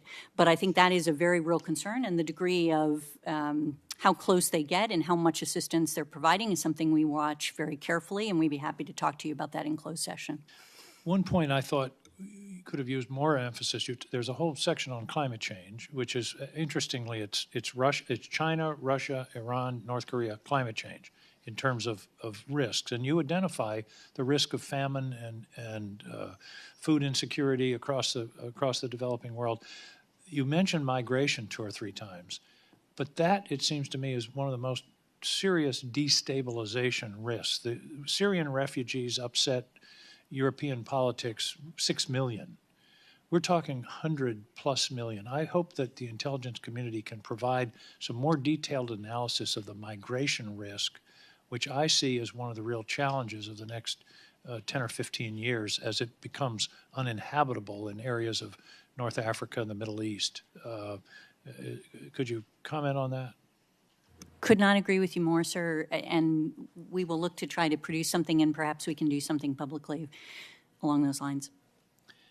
And General Nakasone, in a few seconds that I have left, China's cyber posture, my sense is that they're getting more aggressive. Is that true, and is Russia adapting and getting better? Senator, I would say that both for China and Russia, they are very capable cyber adversaries. With regards to China, we see an increasing degree of risk-taking that they've undergone with regards to stealing our intellectual property, even increasing their influence operations. These are concerning efforts for us. With regards to Russia, we still see them, and we see them very accurately and being able to warn and being able to counteract some of the things that they're doing around the world. And so we know them very, very well. But they're getting cleverer, aren't they, about using our infrastructure, for example? Well, certainly they're getting clever, but we still, I would say, Senator, are able to stay ahead of them. And that's the big piece that I want to emphasize. Maybe the answer would be, so are we getting more clever. Thank you. Well said, Senator. Thank you. Senator Cornyn. On September the 1st, 2001, we lost 3,000 Americans. About a week later, Congress authorized the use of military force to go after the terrorists that committed those attacks. Last year alone, we lost 108,000 Americans to drugs that are coming across the southwestern border. I think the figure is roughly 71,000 of those deaths were caused by synthetic opioids, fentanyl, and we know where the precursors come from. They're coming largely from China. This is like losing a large passenger jet every day for more than a year. Just like 9/11, just like we would react if, in fact, passenger jets were falling out of the sky each day for a year, we would react in an overwhelming fashion. Yet, the Attorney General of the United States has said he's doing everything he can. And so my question for each of you is, what additional authorities, what additional resources do we need to defeat this threat to American lives? Some have suggested that they should be designated a foreign terrorist organization. Other members of Congress have said, well, we need to use an authorization for the use of military force like we did after 9/11. But I'd like to hear, maybe starting with you, Director Haines, and then I'd like to have Director Burns address the question, what additional authorities, what additional resources do we need in order to save American lives from this threat? Thank you, Senator. And I know you've done a lot of work on these issues, and I could not agree more with your characterization of it and the importance that it holds. And you'll hear from my colleagues some of the increasing resources and efforts that all of them have engaged in this area. I will speak for myself in terms of the ODNI, our Office of Director of National Intelligence. We have a national intelligence manager that covers this issue and a national intelligence officer. And one of the things that I've learned in the 2 years that I've been there is that we do not have as deep a bench of analysts on these issues, and we are not as, therefore, resourced as we need to be in order to really address this question. That's something that we've been building, and that's something that we need to continue to build. And I think that's I agree with you that we are losing. And what I want to know is, what do we need to win? Director Burns, would you address that? Yes, sir. From the point of view of CIA, as we've discussed before, we've tried to transform our strategy through our counter-narcotics center, working with partners across the intelligence community and domestic and foreign partners as well, focusing on the entire network that you described. In other words, precursor chemicals, financial flows, the production of fentanyl pills and the equipment that goes into that, as well as disrupting that trafficking as well. And here I would emphasize that I think we talked earlier about Section 702. I think that has helped us to illuminate that network and has helped us in some successful actions recently with which foreign intelligence collected by CIA has contributed to. Both recent successes that our Mexican partners have had against the Sinaloa cartel, and also recent successes against fentanyl production and processing equipment in Mexico and in the United States. So I couldn't agree with you more about the severity of this problem. For all of us, protecting American lives is our highest priority. I'd like to follow up with the panel in closed session. Let me turn to the issue that Senator King raised. COVID exposed our vulnerability to long supply chains, everything from advanced semiconductors to rare earth elements to active ingredients in pharmaceuticals that are manufactured in China. And in the event that supply was disrupted, it would be not only a tremendous threat to our economy, but to our national security as well. For many years, American businesses have been investing in China. We had a witness that testified last May, I think it was, that the current market value of U.S. investments in China were worth $2.3 trillion. In other words, American investment in China has been financing the rise of China's economy and the rise of their military might. Just like CFIUS allows us to review foreign investment in the United States, do you support an outbound investment transparency regime that would give us greater insight, give you greater insight into what we are financing? We, in effect, are financing our number one adversary, and it's relatively opaque, I think, to the intelligence community and certainly to the policymakers. Director Haines? Sure, I'll start. Obviously, without prejudice to the policy question of what is the right answer for how to deal with this. Would you like the information? I think you're absolutely right that there's no question that something that would create greater transparency would give us more information about this, and that would be valuable from our perspective. And I think Senator Cornyn raises a good point, and something we've discussed at some length, how we have to make sure we're also following what particularly China is doing in other nation states. Senator Bennett. Thanks, Mr. Chairman. And I just would make a comment on Senator Cornyn's question to you and your response to Senator Cornyn. I mean, Colorado is being overrun by fentanyl. And we're at a point now where when a kid dies who's the age of my children, I no longer ask what was the accident. Did they have a car accident, or did they, was it leukemia? The question is, was it suicide? Was it fentanyl? Or was it guns? And I guess from my perspective, I don't see any evidence that we're getting the cooperation that we need from Mexico to deal with this crisis at our border. And I don't know if you want to amend your answer to Senator Cornyn or what it would, maybe you could, and this is not the only thing I want to ask about, but what would it look like to have a neighbor to the south who is actually taking seriously the fact that we're losing more than 100,000 Americans a year, many of them children, who are taking drugs for the first time in their lives and then drop dead? What would it look like to have a partner in our neighbor country? Mr. Director, or Director Haines, I'm happy to start. I mean, this is not about the number of analysts we Yeah, have. no, exactly. That was just the beginning of my answer, but I think it was fair to let others talk. I think we should talk about this in closed Okay, session further. let's do to that. discuss- I have other things I'd like to talk about too, but let's do that because we haven't made any progress. Things have gotten a lot worse, and I'm sorry to say they've gotten a lot worse during the course of this administration. Second, Director Wray, you mentioned in your answers to Senator Rubio's questions about TikTok how concerned you are, and the degree to which they're subject to the CCP in terms of their disgorgement of data and the potential use of that data to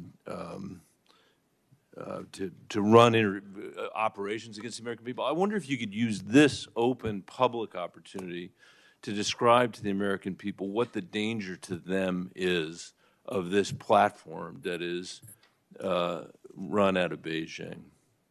What is the danger to them? Well, let me start by saying the point that I tried to get to towards the end of my exchange with Senator Rubio, which is understand that the difference between an ostensibly private company and the CCP is essentially a distinction without a difference. Right. So if you were to ask Americans, would you like to turn over your data, all your data, control of your devices, control of your information to the CCP, most Americans would say, yeah, I'm not down with that, as my kids would say. That's the question we're asking. So it's really a question of data collection, and we know that they can use it to conduct all sorts of big data operations. And what would a big data operation mean to your average citizen? There have been a lot of questions from the chairman and others about AI and things like that. If you look at the Chinese government's gobbling up of information and data, and then the use of AI and other tools, ultimately supercomputing, things like that, to marshal all that data to conduct targeting for espionage, targeting for IP theft, targeting for all the things that I and others on this panel have been calling out about the Chinese government.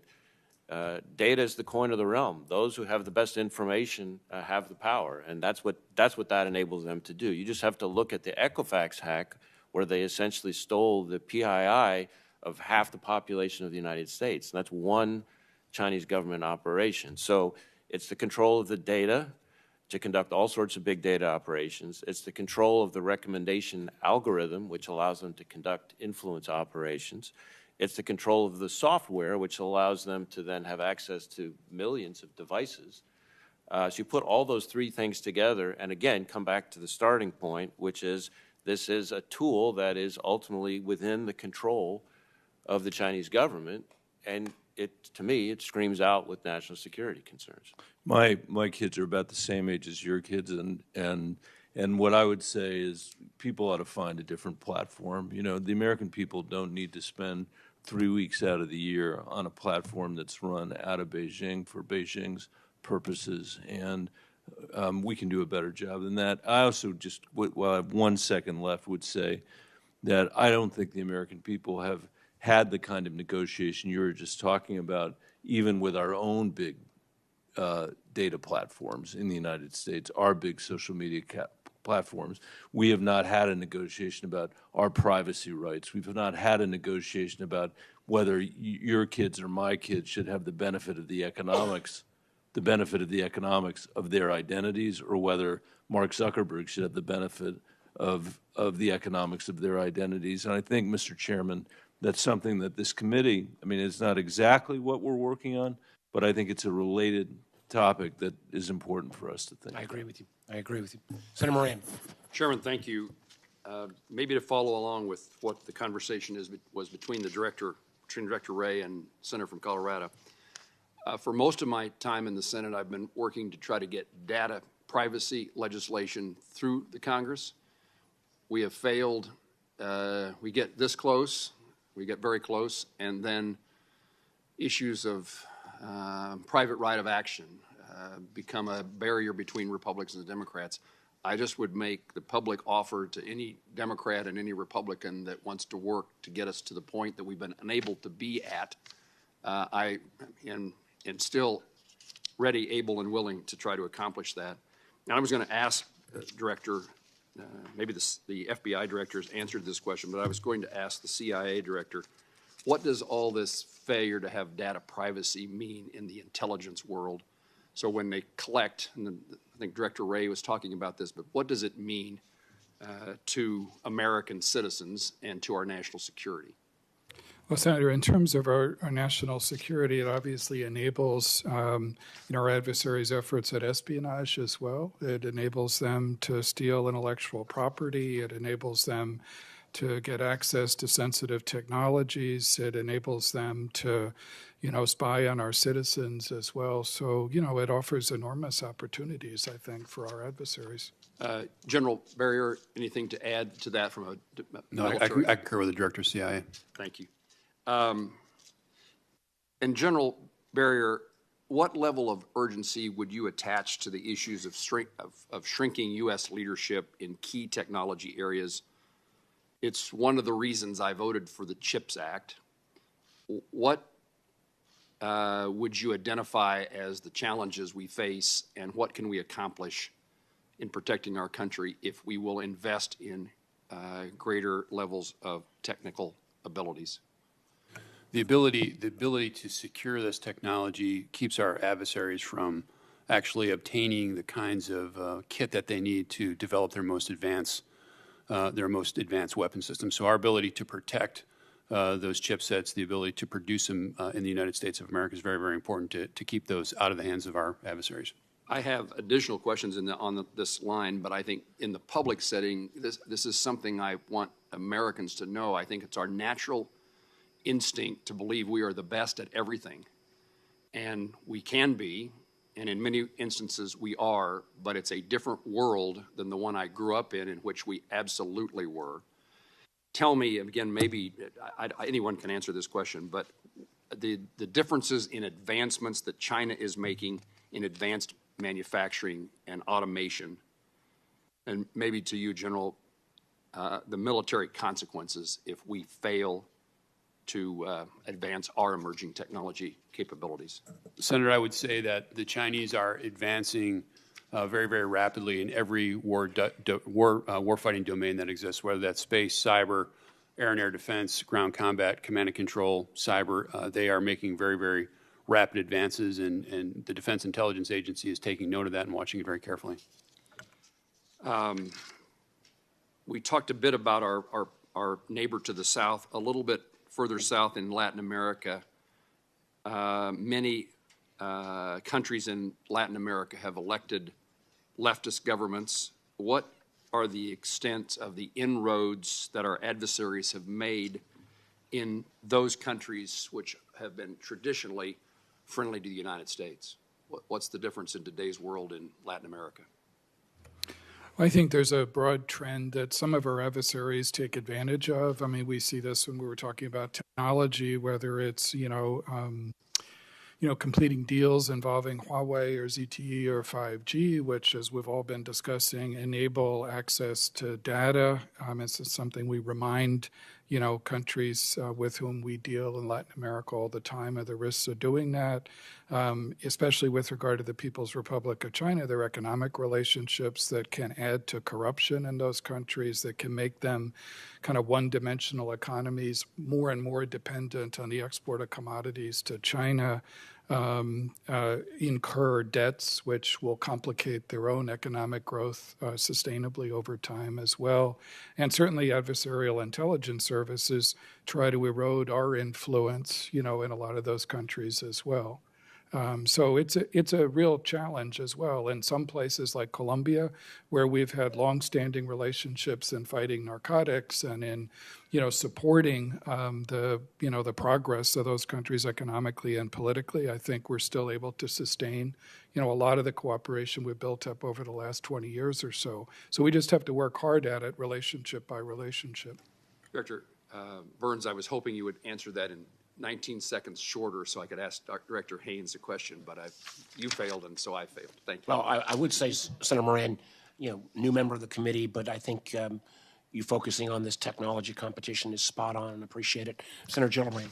Thank you, Mr. Chairman. Director Haines, in last year's Intelligence Authorization Act, Senators Rubio, Warner, Heinrich, Burr, Blunt, and I created the ARROW, the All-Domain Anomaly Resolution Office, to break down the stovepipes between the intelligence community and the military regarding unidentified aerial, marine, and other phenomenon, which could pose a risk to the safety of our service members, as well as collection risks against sensitive facilities and overseas military bases. As recent events have shown, we need more and better sharing between the intelligence community and our military, and the stigmatization of the service members and personnel who come forward with this data is unacceptable. Do I have a commitment from you and each of our witnesses that you will work to reduce stigma, share intelligence between agencies, and as you're able with the public to ensure that we understand what's happening in our skies and seas? Yes, Senator, absolutely. And I agree with you that this is an issue, and it's something that we've been trying to work through, both by sending the message from leadership that this is important, but also creating mechanisms that allow for people to do this more easily and with less sort of stigma associated with it. And is the ARROW office fully funded in your budget? Yes, I believe it is. Can you make sure, because it was left off last year from both the DoD and Intel's budgets?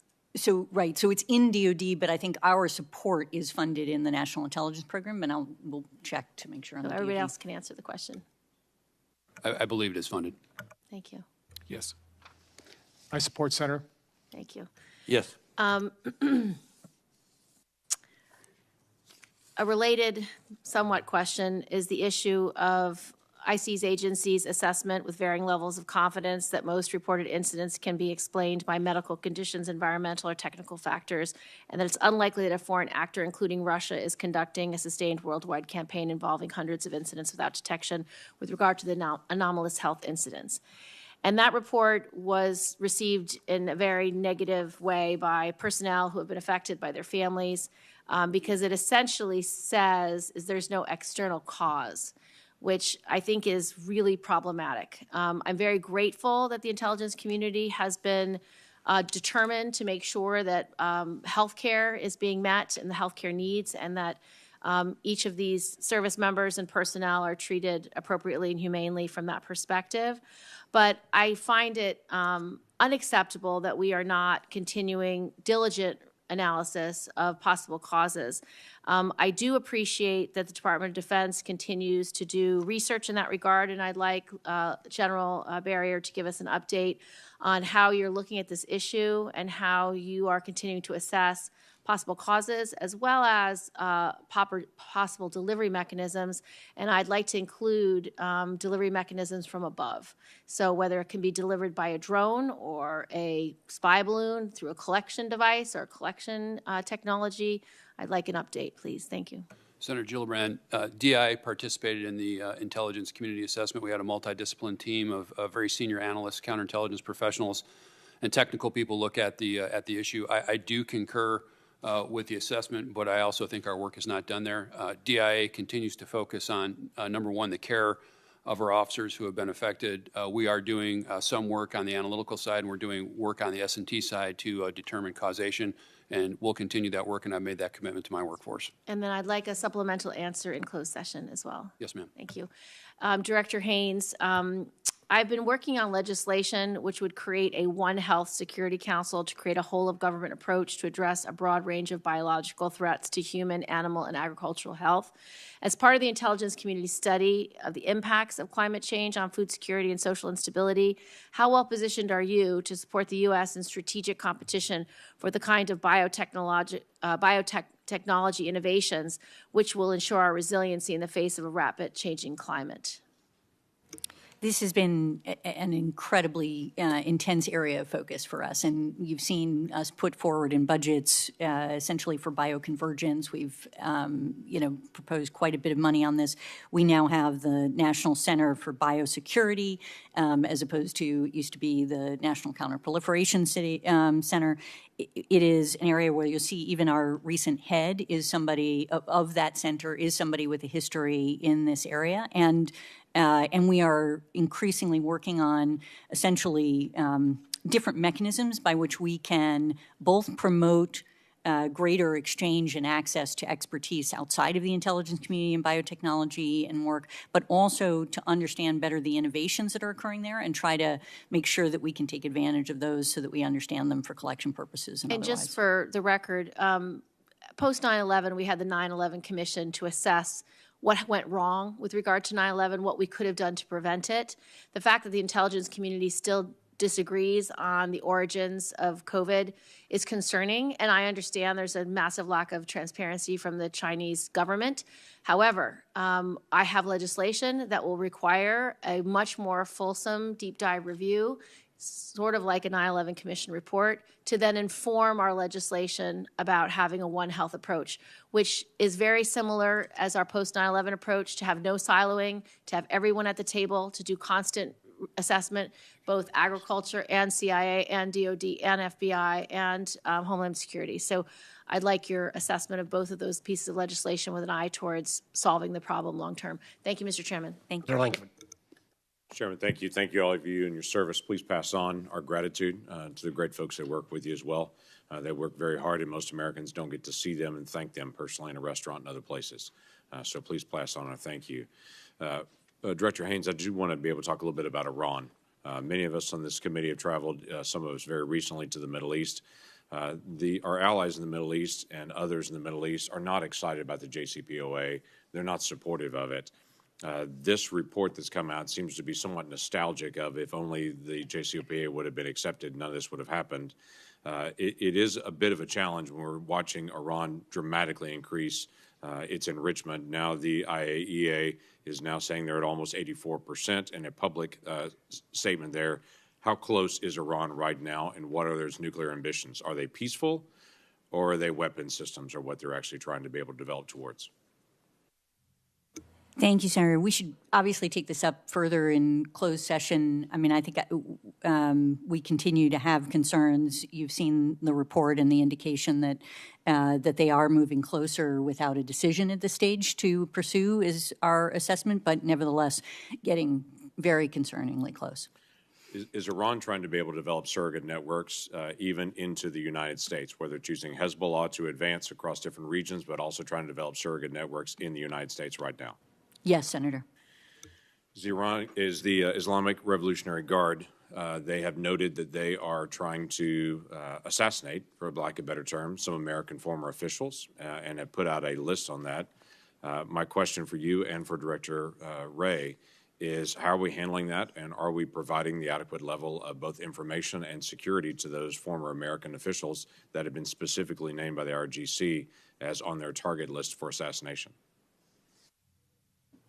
Well, I'll start. There's obviously more we could talk about in closed session, but this is a threat stream that I talk about with my folks, my team, several times a week, which gives you a measure of what a priority is. And we are certainly engaged in the ways that you would expect with the individuals who are potentially targeted in terms of duties to warn and that sort of thing. And security varies for different individuals depending on the situation, and we're not the ones that provide the security, but we give them information that helps shape their approach to security. Great, thank you. Let me follow up on this. Director Wray, there's a piece that came out recently out of the Richmond office that you have then come back and said, oops, that should have never gone out. But it was a piece that's in an unclassified document that came out of the memo, and the memo specifically states in the opening paragraph, violent extremist and radical traditionalist Catholic ideology almost certainly presents opportunities for threat mitigation through the exploration of new avenues for tripwire and source development. Wow. This goes specifically into these radical traditional Catholics and explains what a traditional Catholic looks like on it. Help me understand what's happened since then when this has come out. Well, first let me say that when I first learned of the piece, I was aghast. As you should be. And we took steps immediately to withdraw it and remove it from FBI systems. It does not reflect FBI standards. We do not conduct investigations based on religious affiliation or practices, full stop. We have also now ordered our inspection division to take a look at how this happened and try to figure out how we can make sure something like this doesn't happen again. I will note it was a product by one field office, which is, of course, we have scores and scores of these products. And when we found out about it, we took action. We are also taking steps to reinforce with our workforce all of the longstanding policies we have that speak to this kind of thing. We've got refresher training for the relevant employees, et cetera. And we do not and will not target people for religious beliefs, and we do not and will not monitor people's religious practices. That's not acceptable. That is completely not acceptable. That is, I had for the first time a couple of years ago, I had parents that came up to me in state and said, I went to a parent meeting at my school. Am I going to be monitored now? And after this came out, I have people that catch me and say, okay, I'm Catholic. Am I about to be monitored now? This sends all the wrong message on it. I do have to tell you, we've talked about this before. When I saw the memo and looked through it, I was not surprised to be able to see the source document that they came back through was the Southern Poverty Law Center, which we've talked about before, is not the FBI. But for whatever reason, the FBI continues to be able to count on them for who's the listing of a hate group. They have a long history of having anti-Christian bias, and there's multiple different entities that they've actually tried to go after on that as a hate group. But for whatever reason, the FBI continues to be able to count them as a source to be able to identify this. This is a very real problem. And the FBI needs to identify on its own. We have great resources. What are the threats there? Not outsource that to a group that is known to be not center-left, but far-left group and has its own set of biases as well. Senator Casey. Mr. Chairman, thanks very much. I want to thank the panel for your testimony today, your appearance, and also, of course, your public service.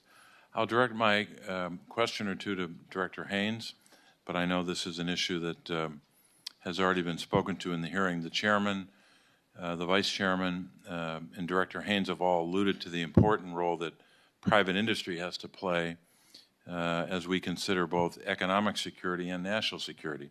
And the inextricable link between the two. I'm talking in particular, not only exclusively, but in particular about the People's Republic of China, in maybe more specifically the Chinese Communist Party, and investment in China that could undermine our security. I am grateful, as always, that Senator Cornyn and others have worked on this issue with me, and I appreciate his question about the need for an outbound investment review that we're trying to get passed into law. But Director Haines, I wanted to ask you about, in particular, venture capital and private equity firms as they continue to seek out business opportunities in China with often very little regard for national security risk or other risk. Can you explain both the national security risks as well as the economic security risks that are relevant when it comes to the business deals between those kinds of firms and the People's Republic of China? Yeah, absolutely, Senator. I'll do my best, and others may have something to add on this too. I mean, I think China obviously is focused, as we've been talking about, on critical foundational technologies that it believes will create a sort of disproportionate impact on their capacity for technological advantage, right? And we've talked about a number of these technologies: artificial intelligence, quantum computing, high performance computing, all of these different areas, semiconductors, et cetera. That is something that we're in competition with China. China, when they are approaching this, have historically, as we've indicated, not just receive, like if a company in the United States or in an allied country has a has an office in Beijing or opens a plant or does other things, China has laws that allow them to get access to information and other things that they have there, and that provides them with an opportunity to basically force those companies to provide information that can be helpful to their intellectual property extension and to ultimately, advance their own competitiveness in this area. And they, through espionage and other means, have also gotten information from our companies, even outside of China, and from Western companies, and that in and of itself is an issue. In addition, we see that they are trying to create control over global supply chains. And what we've been discussing in this hearing in the context of a variety of technology areas, such as rare earth elements or other places where we know that, or semiconductors, and the CHIPS Act is a kind of a response to this, right? Where if they are capable of controlling certain parts of the supply chain, they will make it they can basically have leverage over that in a way that gives them unacceptable advantage in making it harder for us to get the supplies that we need at the moment that we need it for national security purposes or other purposes. And I think that an example of this is, if you just look at Russia and what's happening right now and the export controls that we've been able to use with respect to Russia on semiconductors, you can see how important it is to their capacity to prosecute their conflict, right? And we don't want in the United States to be subject to that kind of a concern where, in fact, China would be able to prevent us from getting material that's necessary to our national defense or to our capacity. So these are among the challenges that we see for essentially supporting business in China on these sort of key foundational areas where they can get information that's of need. So it's not in everything, and it's not suggesting that there can't be any, economic relationship, obviously, but I think we just have to be especially conscious of this, and we're trying to educate both our policymakers and the public on these issues. I know I'm almost out of time. Just want to follow up on that for you or anyone else that wants to make a quick comment. Are there sectors about which you're most concerned, purely for setting aside economic security, purely from a national security point of view? Are there sectors about which you're most concerned? Yes, absolutely. Semiconductors, artificial intelligence, advanced computing, quantum computing, biotechnology, biomanufacturing. These are some of the most important areas that we have concerns about. Thank you, Senator Casey, for again, raising those issues. And we've seen this play with venture firms and others, sometimes even using false fronts, which is gravely concerning. Senator Rounds. Thank you, Mr. Chairman. And once again, let me offer my thanks and appreciation to you and to all of the members of your different services for how they contribute to our security. In Director Haines' original comments, her early comments, she clearly discussed, or at least suggested strongly, the need for the reauthorization of the FISA Section 702. And I think sometimes we talk in terms of codes and so forth, and we don't provide the opportunity for the American public to actually understand what this is. And I'm going to ask General Nakasone, because I've heard him in the past very eloquently share what Section 702 does. And in this open setting, I'd really like Director Nakasone to be able to share a little bit about what 702 really is and the reason why it is so important that we reauthorize 702. Senator, 702 allows the U.S. intelligence community to collect communications of foreigners operating outside the United States that utilize U.S. infrastructure and services. Now, why is that important?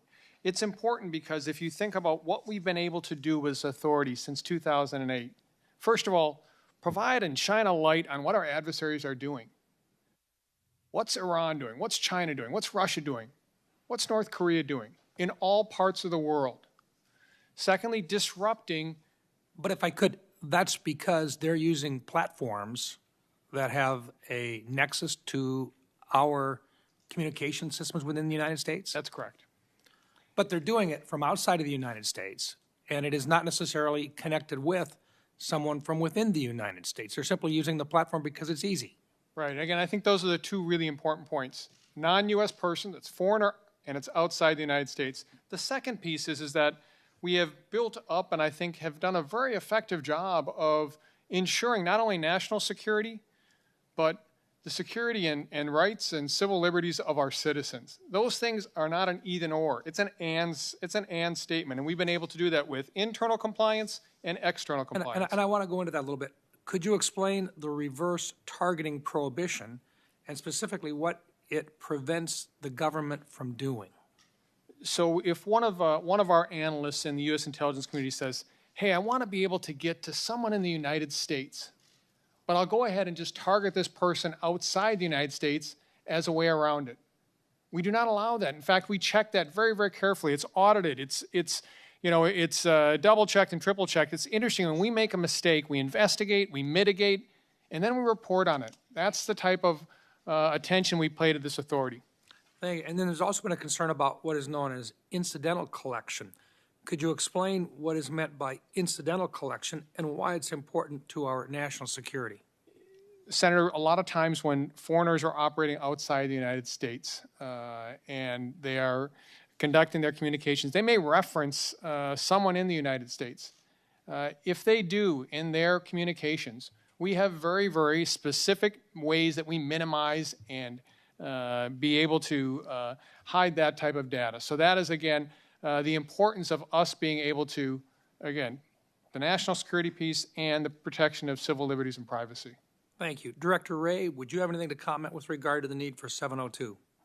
So it is absolutely essential to our ability to protect Americans, to protect victims here from foreign threats. And that's the FBI's lens into it. And I would say, to pick up on a point that General Nakasone made, that we take very seriously our role as stewards of these important authorities. And we have, I know concerns have been raised about compliance, understandably so.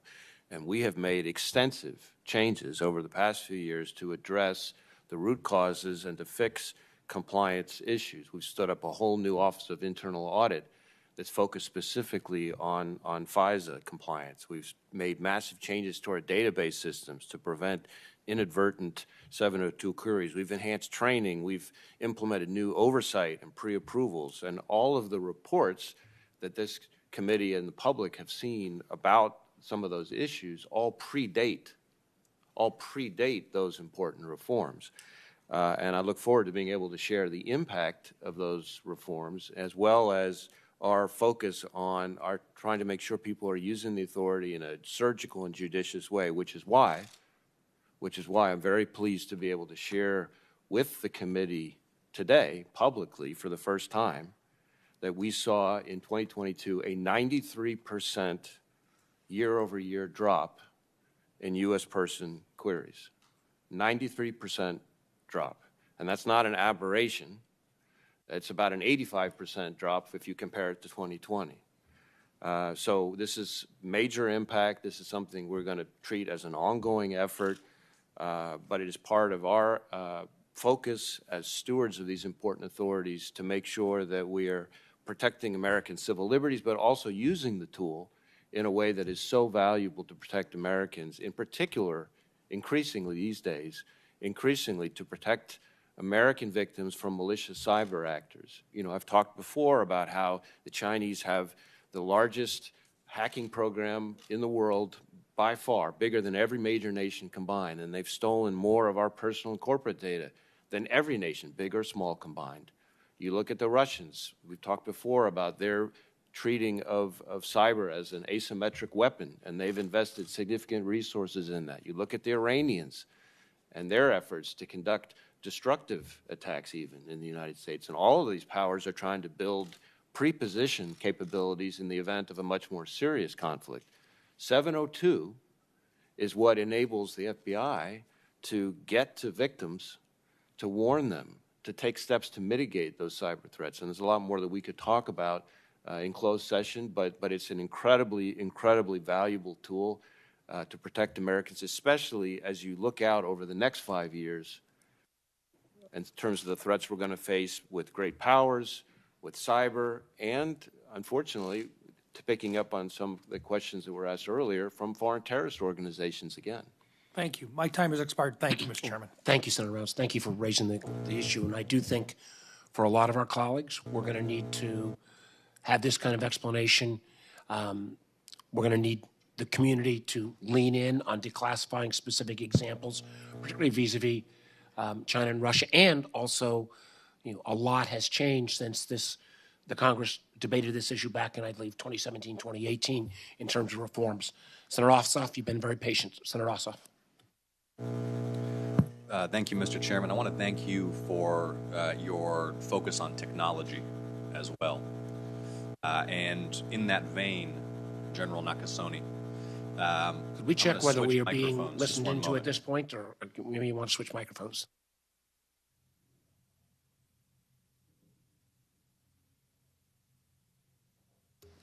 Mr. Chairman, we should probably get that looked at. Maybe General Nakasone can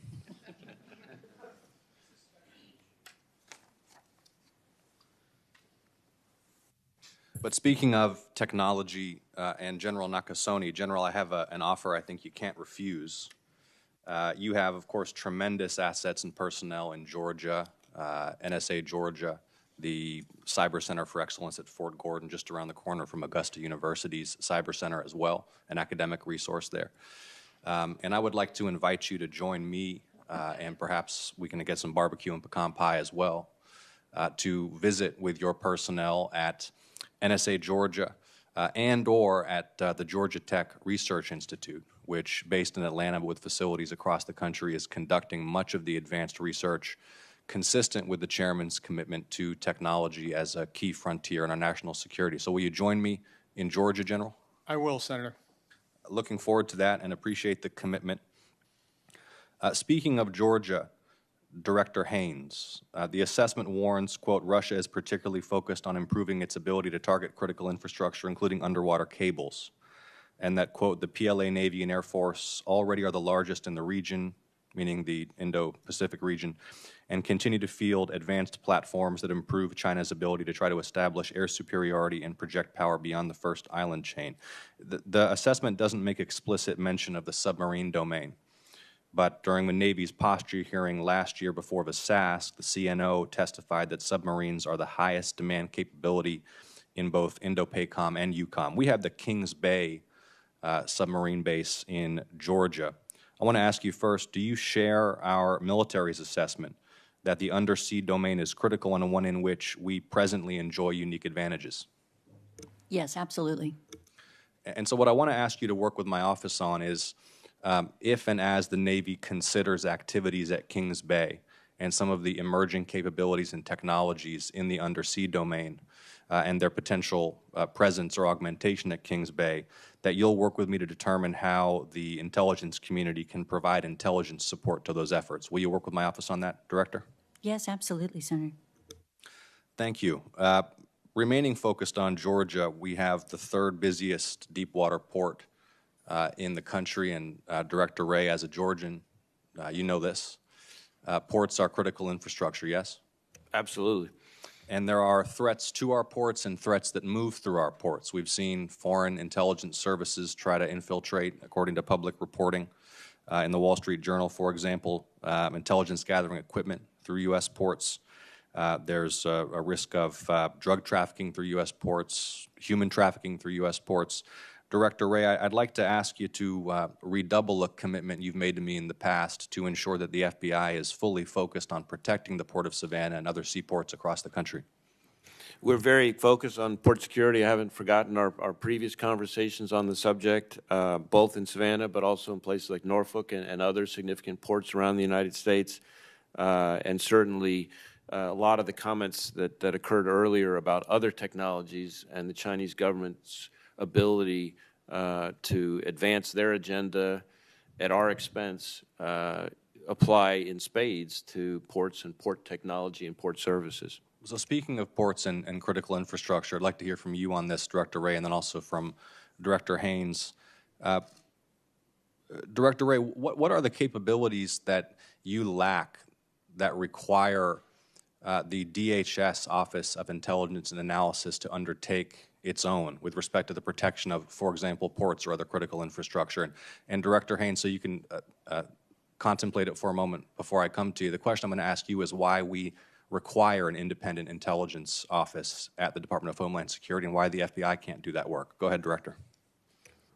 Well, I think we work well and closely with that office at DHS. I don't know that I could point to a specific thing that we lack, but certainly more players on the field is a useful exercise. Well, sometimes, unless there's duplication or overlap or inefficiency, right? There is that. I will say that what we focus on the most, and it relates to the overall theme of technology here from a different way, is that we and the FBI, and to some extent throughout the intelligence community, have a big data problem, to use the cliche, of our own, right? Which is that in every investigation, every intelligence analysis, the amount of data that is available or that is being reviewed has exploded over the last few years. If you just look at a typical FBI case, we've, in one active shooter situation, for example, to pick something simple, we've had ones where we've had more data pour in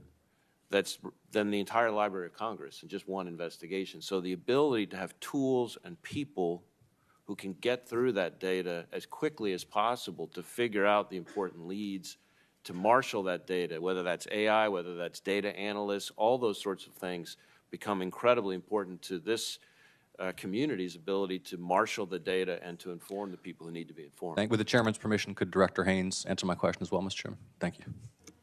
Thank you, Senator. There are a number of missions that DHS and FBI have in relation to domestic intelligence work that's being done across the nation, where they're really taking the lead. And, you know, when you look at, for example, cybersecurity issues related to critical infrastructure in the United States, you know, CISA within DHS obviously has an incredibly important role to play, as does the FBI in working with the private sector and with others on these contexts. And the advantage, I think, of having intel elements, for example, in both the FBI and at DHS is that they're able to work most closely under their, essentially with their agency and under those authorities to help to support effectively the mission that those agencies are taking. Does that make sense? Thank you, Director. We'll follow up. Thank you. Thank you. We're through the first round. I've checked with Senator Collins, Senator King. They're prepared to move to the classified section. Senator Rubio and I are. I think Senator Cotton and Senator Cornyn have one question each, and there's about 80 votes in on the second vote. I've not voted on the second vote, so we'll try to get through these next questions. We will then ask our witnesses to be able to exit the room first before the audience exits, and we will reconvene in our skiff here. Senator Cotton. Thank you. I want to return to the issue I addressed at first, which is politicization of analysis and resources. And that can happen by altering conclusions to fit a party line, but can also happen, as I stressed, in priorities and focus and resources. So, Director Haines, I want to return again to page 33 of the threat assessment, where you write, transnational, racially and ethnically motivated violent extremists continue to pose the most lethal threat to U.S. persons and interests. I just found that astonishing. I compared it to fentanyl, and you said you mean that in the context of terrorism, correct? So you'll agree with me that fentanyl is a more lethal threat to Americans than racially and ethnically motivated violent extremists? Yes, absolutely. But in the context of terrorism, your conclusion is that racially and ethnically motivated violent extremists are a more lethal threat to Americans than ISIS or Al-Qaeda or Hezbollah? Thank you. Yes, what we say in the piece, and it's under the category, essentially, so of global terrorism, right? So it goes through the different areas of global terrorism, including transnationally, racially, and ethnically motivated violent extremism. The fact that it is the most lethal threat for with respect to U.S. persons is something that we actually stated, I think, over 2 years ago in another report as well that similarly laid out these different issues. And it simply is a question of how many people, how many U.S. persons are killed or wounded as a consequence of attacks. Director Burns, do you agree that racially and ethnically motivated violent extremists are a more lethal threat to Americans than ISIS or Al-Qaeda? Well, I agree with Senator, with what Director Haines just said, that if you measure this in terms of, you know, American lives lost or people who were wounded, I think those statistics bear that out. I mean, we obviously take extremely seriously the threat posed by groups like Al-Qaeda, ISIS, and Hezbollah as well. That's our job as a foreign intelligence service as well. I find this astonishing. Senator Cornyn. Just as the COVID exposed our vulnerability of our supply chains, I think the war in Ukraine has demonstrated the weakness of our industrial base when it comes to replenishing the weapons that we are supplying to the Ukrainians, which I'm all in favor of, and they're using them to good effect. But General Berrier, in World War II, we became the arsenal of democracy and saved Britain and Europe. But if we got involved in a shooting war in Asia, we would not be ready. And I just want to ask you in terms of an intelligence assessment, how much should we be concerned about our inability to replenish the weapons that we're supplying to Ukraine and the degradation of our defense industrial base? Senator, I do appreciate that question, but that's really a question, I think, for our policymakers and decision makers inside the Pentagon and the Department of Defense. Certainly, our readiness is crucial if we're tested by the People's Republic of China, and I'll leave it there. Well, we're coming to the close of this open hearing. I want to make two final comments.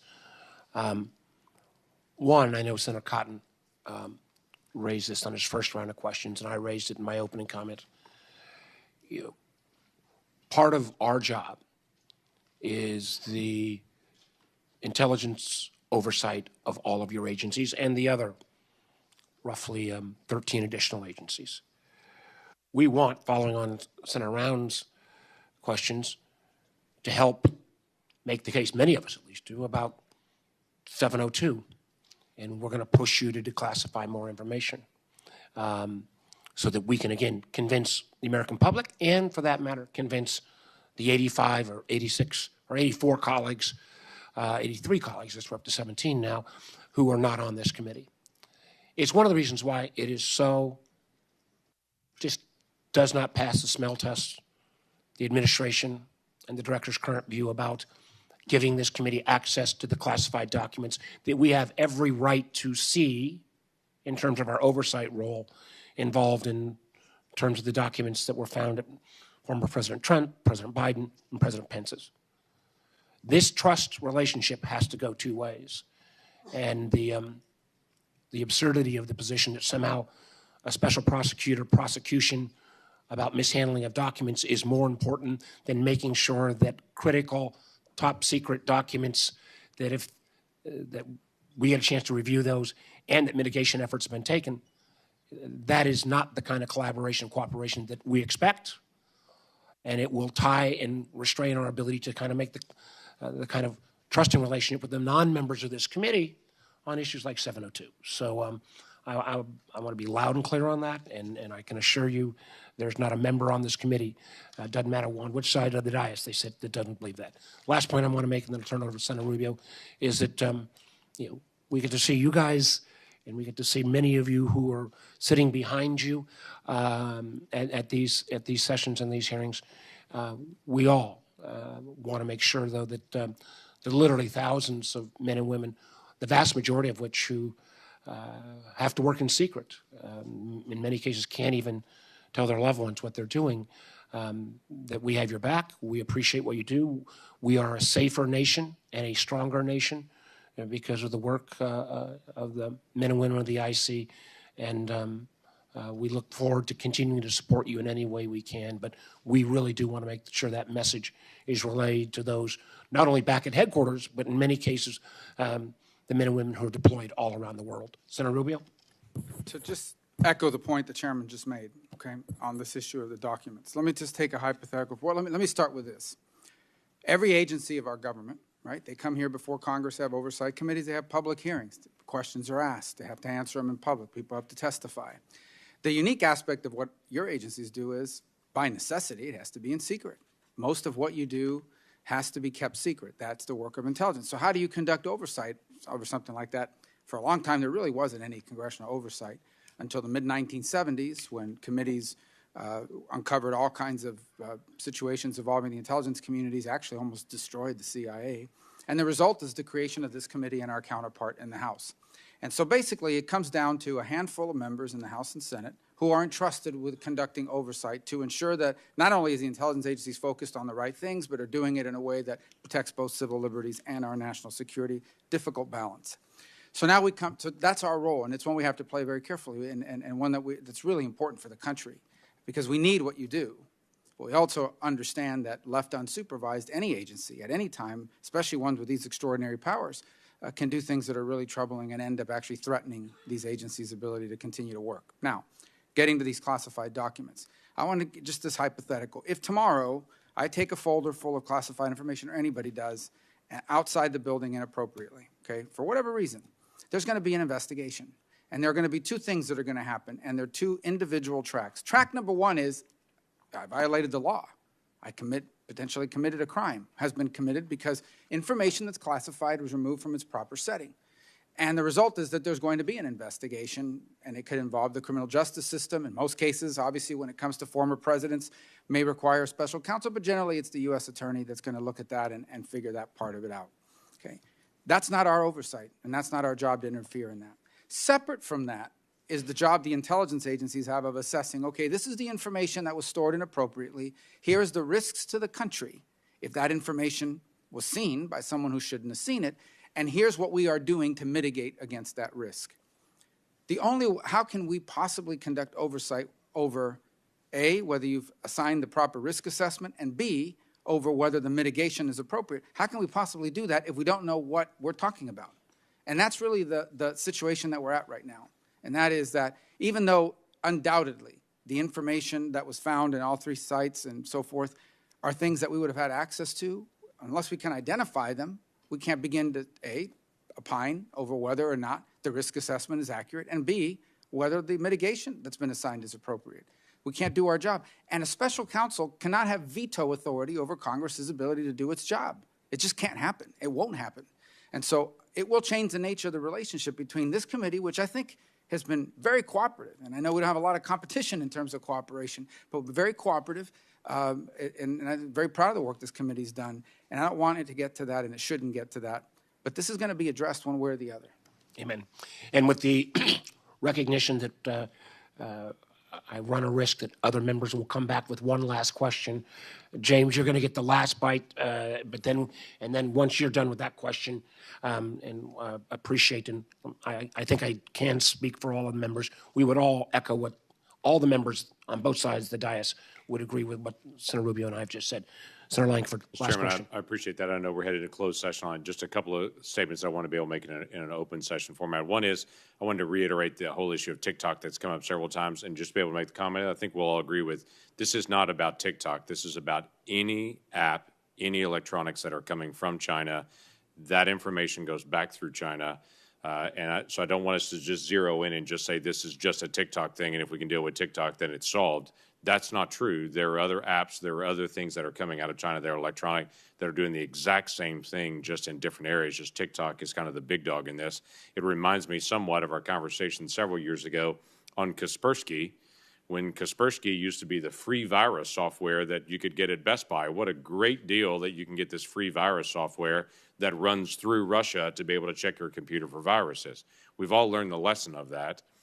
I don't think we've learned the lesson on China, so I want to be able to reinforce that this is much bigger than just a TikTok issue, though they're the big dog. The second one is just the issue about what's happening on our southern border. There's some comments that are made in the public statement about this being a Western Hemisphere. Senator Cornyn and I were just at the border not long ago when we were in Yuma, Arizona. We looked through the listing there. At that particular week, as we were dealing with, there were more people from Uzbekistan that were coming across the border there than there were actually from El Salvador. When we were there, we actually walked up as the Border Patrol was arresting 2 Chinese nationals coming across, and we're fully aware we're dealing with more than 100 Russian nationals that are crossing our border every single month illegally. So my issue is here, this is a national security issue, as we've identified individuals crossing our southern border that the FBI has interdicted that are coming to assassinate former President Bush not long ago that came back out. So this is a bigger national security issue, and what I want to reiterate is this is not just an issue of push-pull factors in the Western Hemisphere. The openness of our border is also facilitating individuals that I would assume the FBI is not able to be able to keep tabs on, the Chinese nationals and Russian nationals and others that are coming into our country that are, quote-unquote, seeking asylum, but we don't know where they are in the country. Is that true or false on that?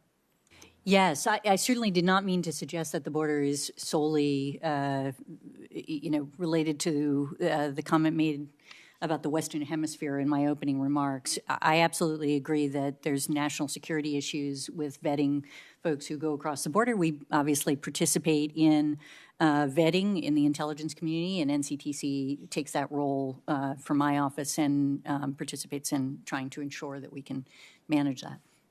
Dr. Wray, are you able to keep tabs on these individuals when they're coming in? Has that been assigned to you?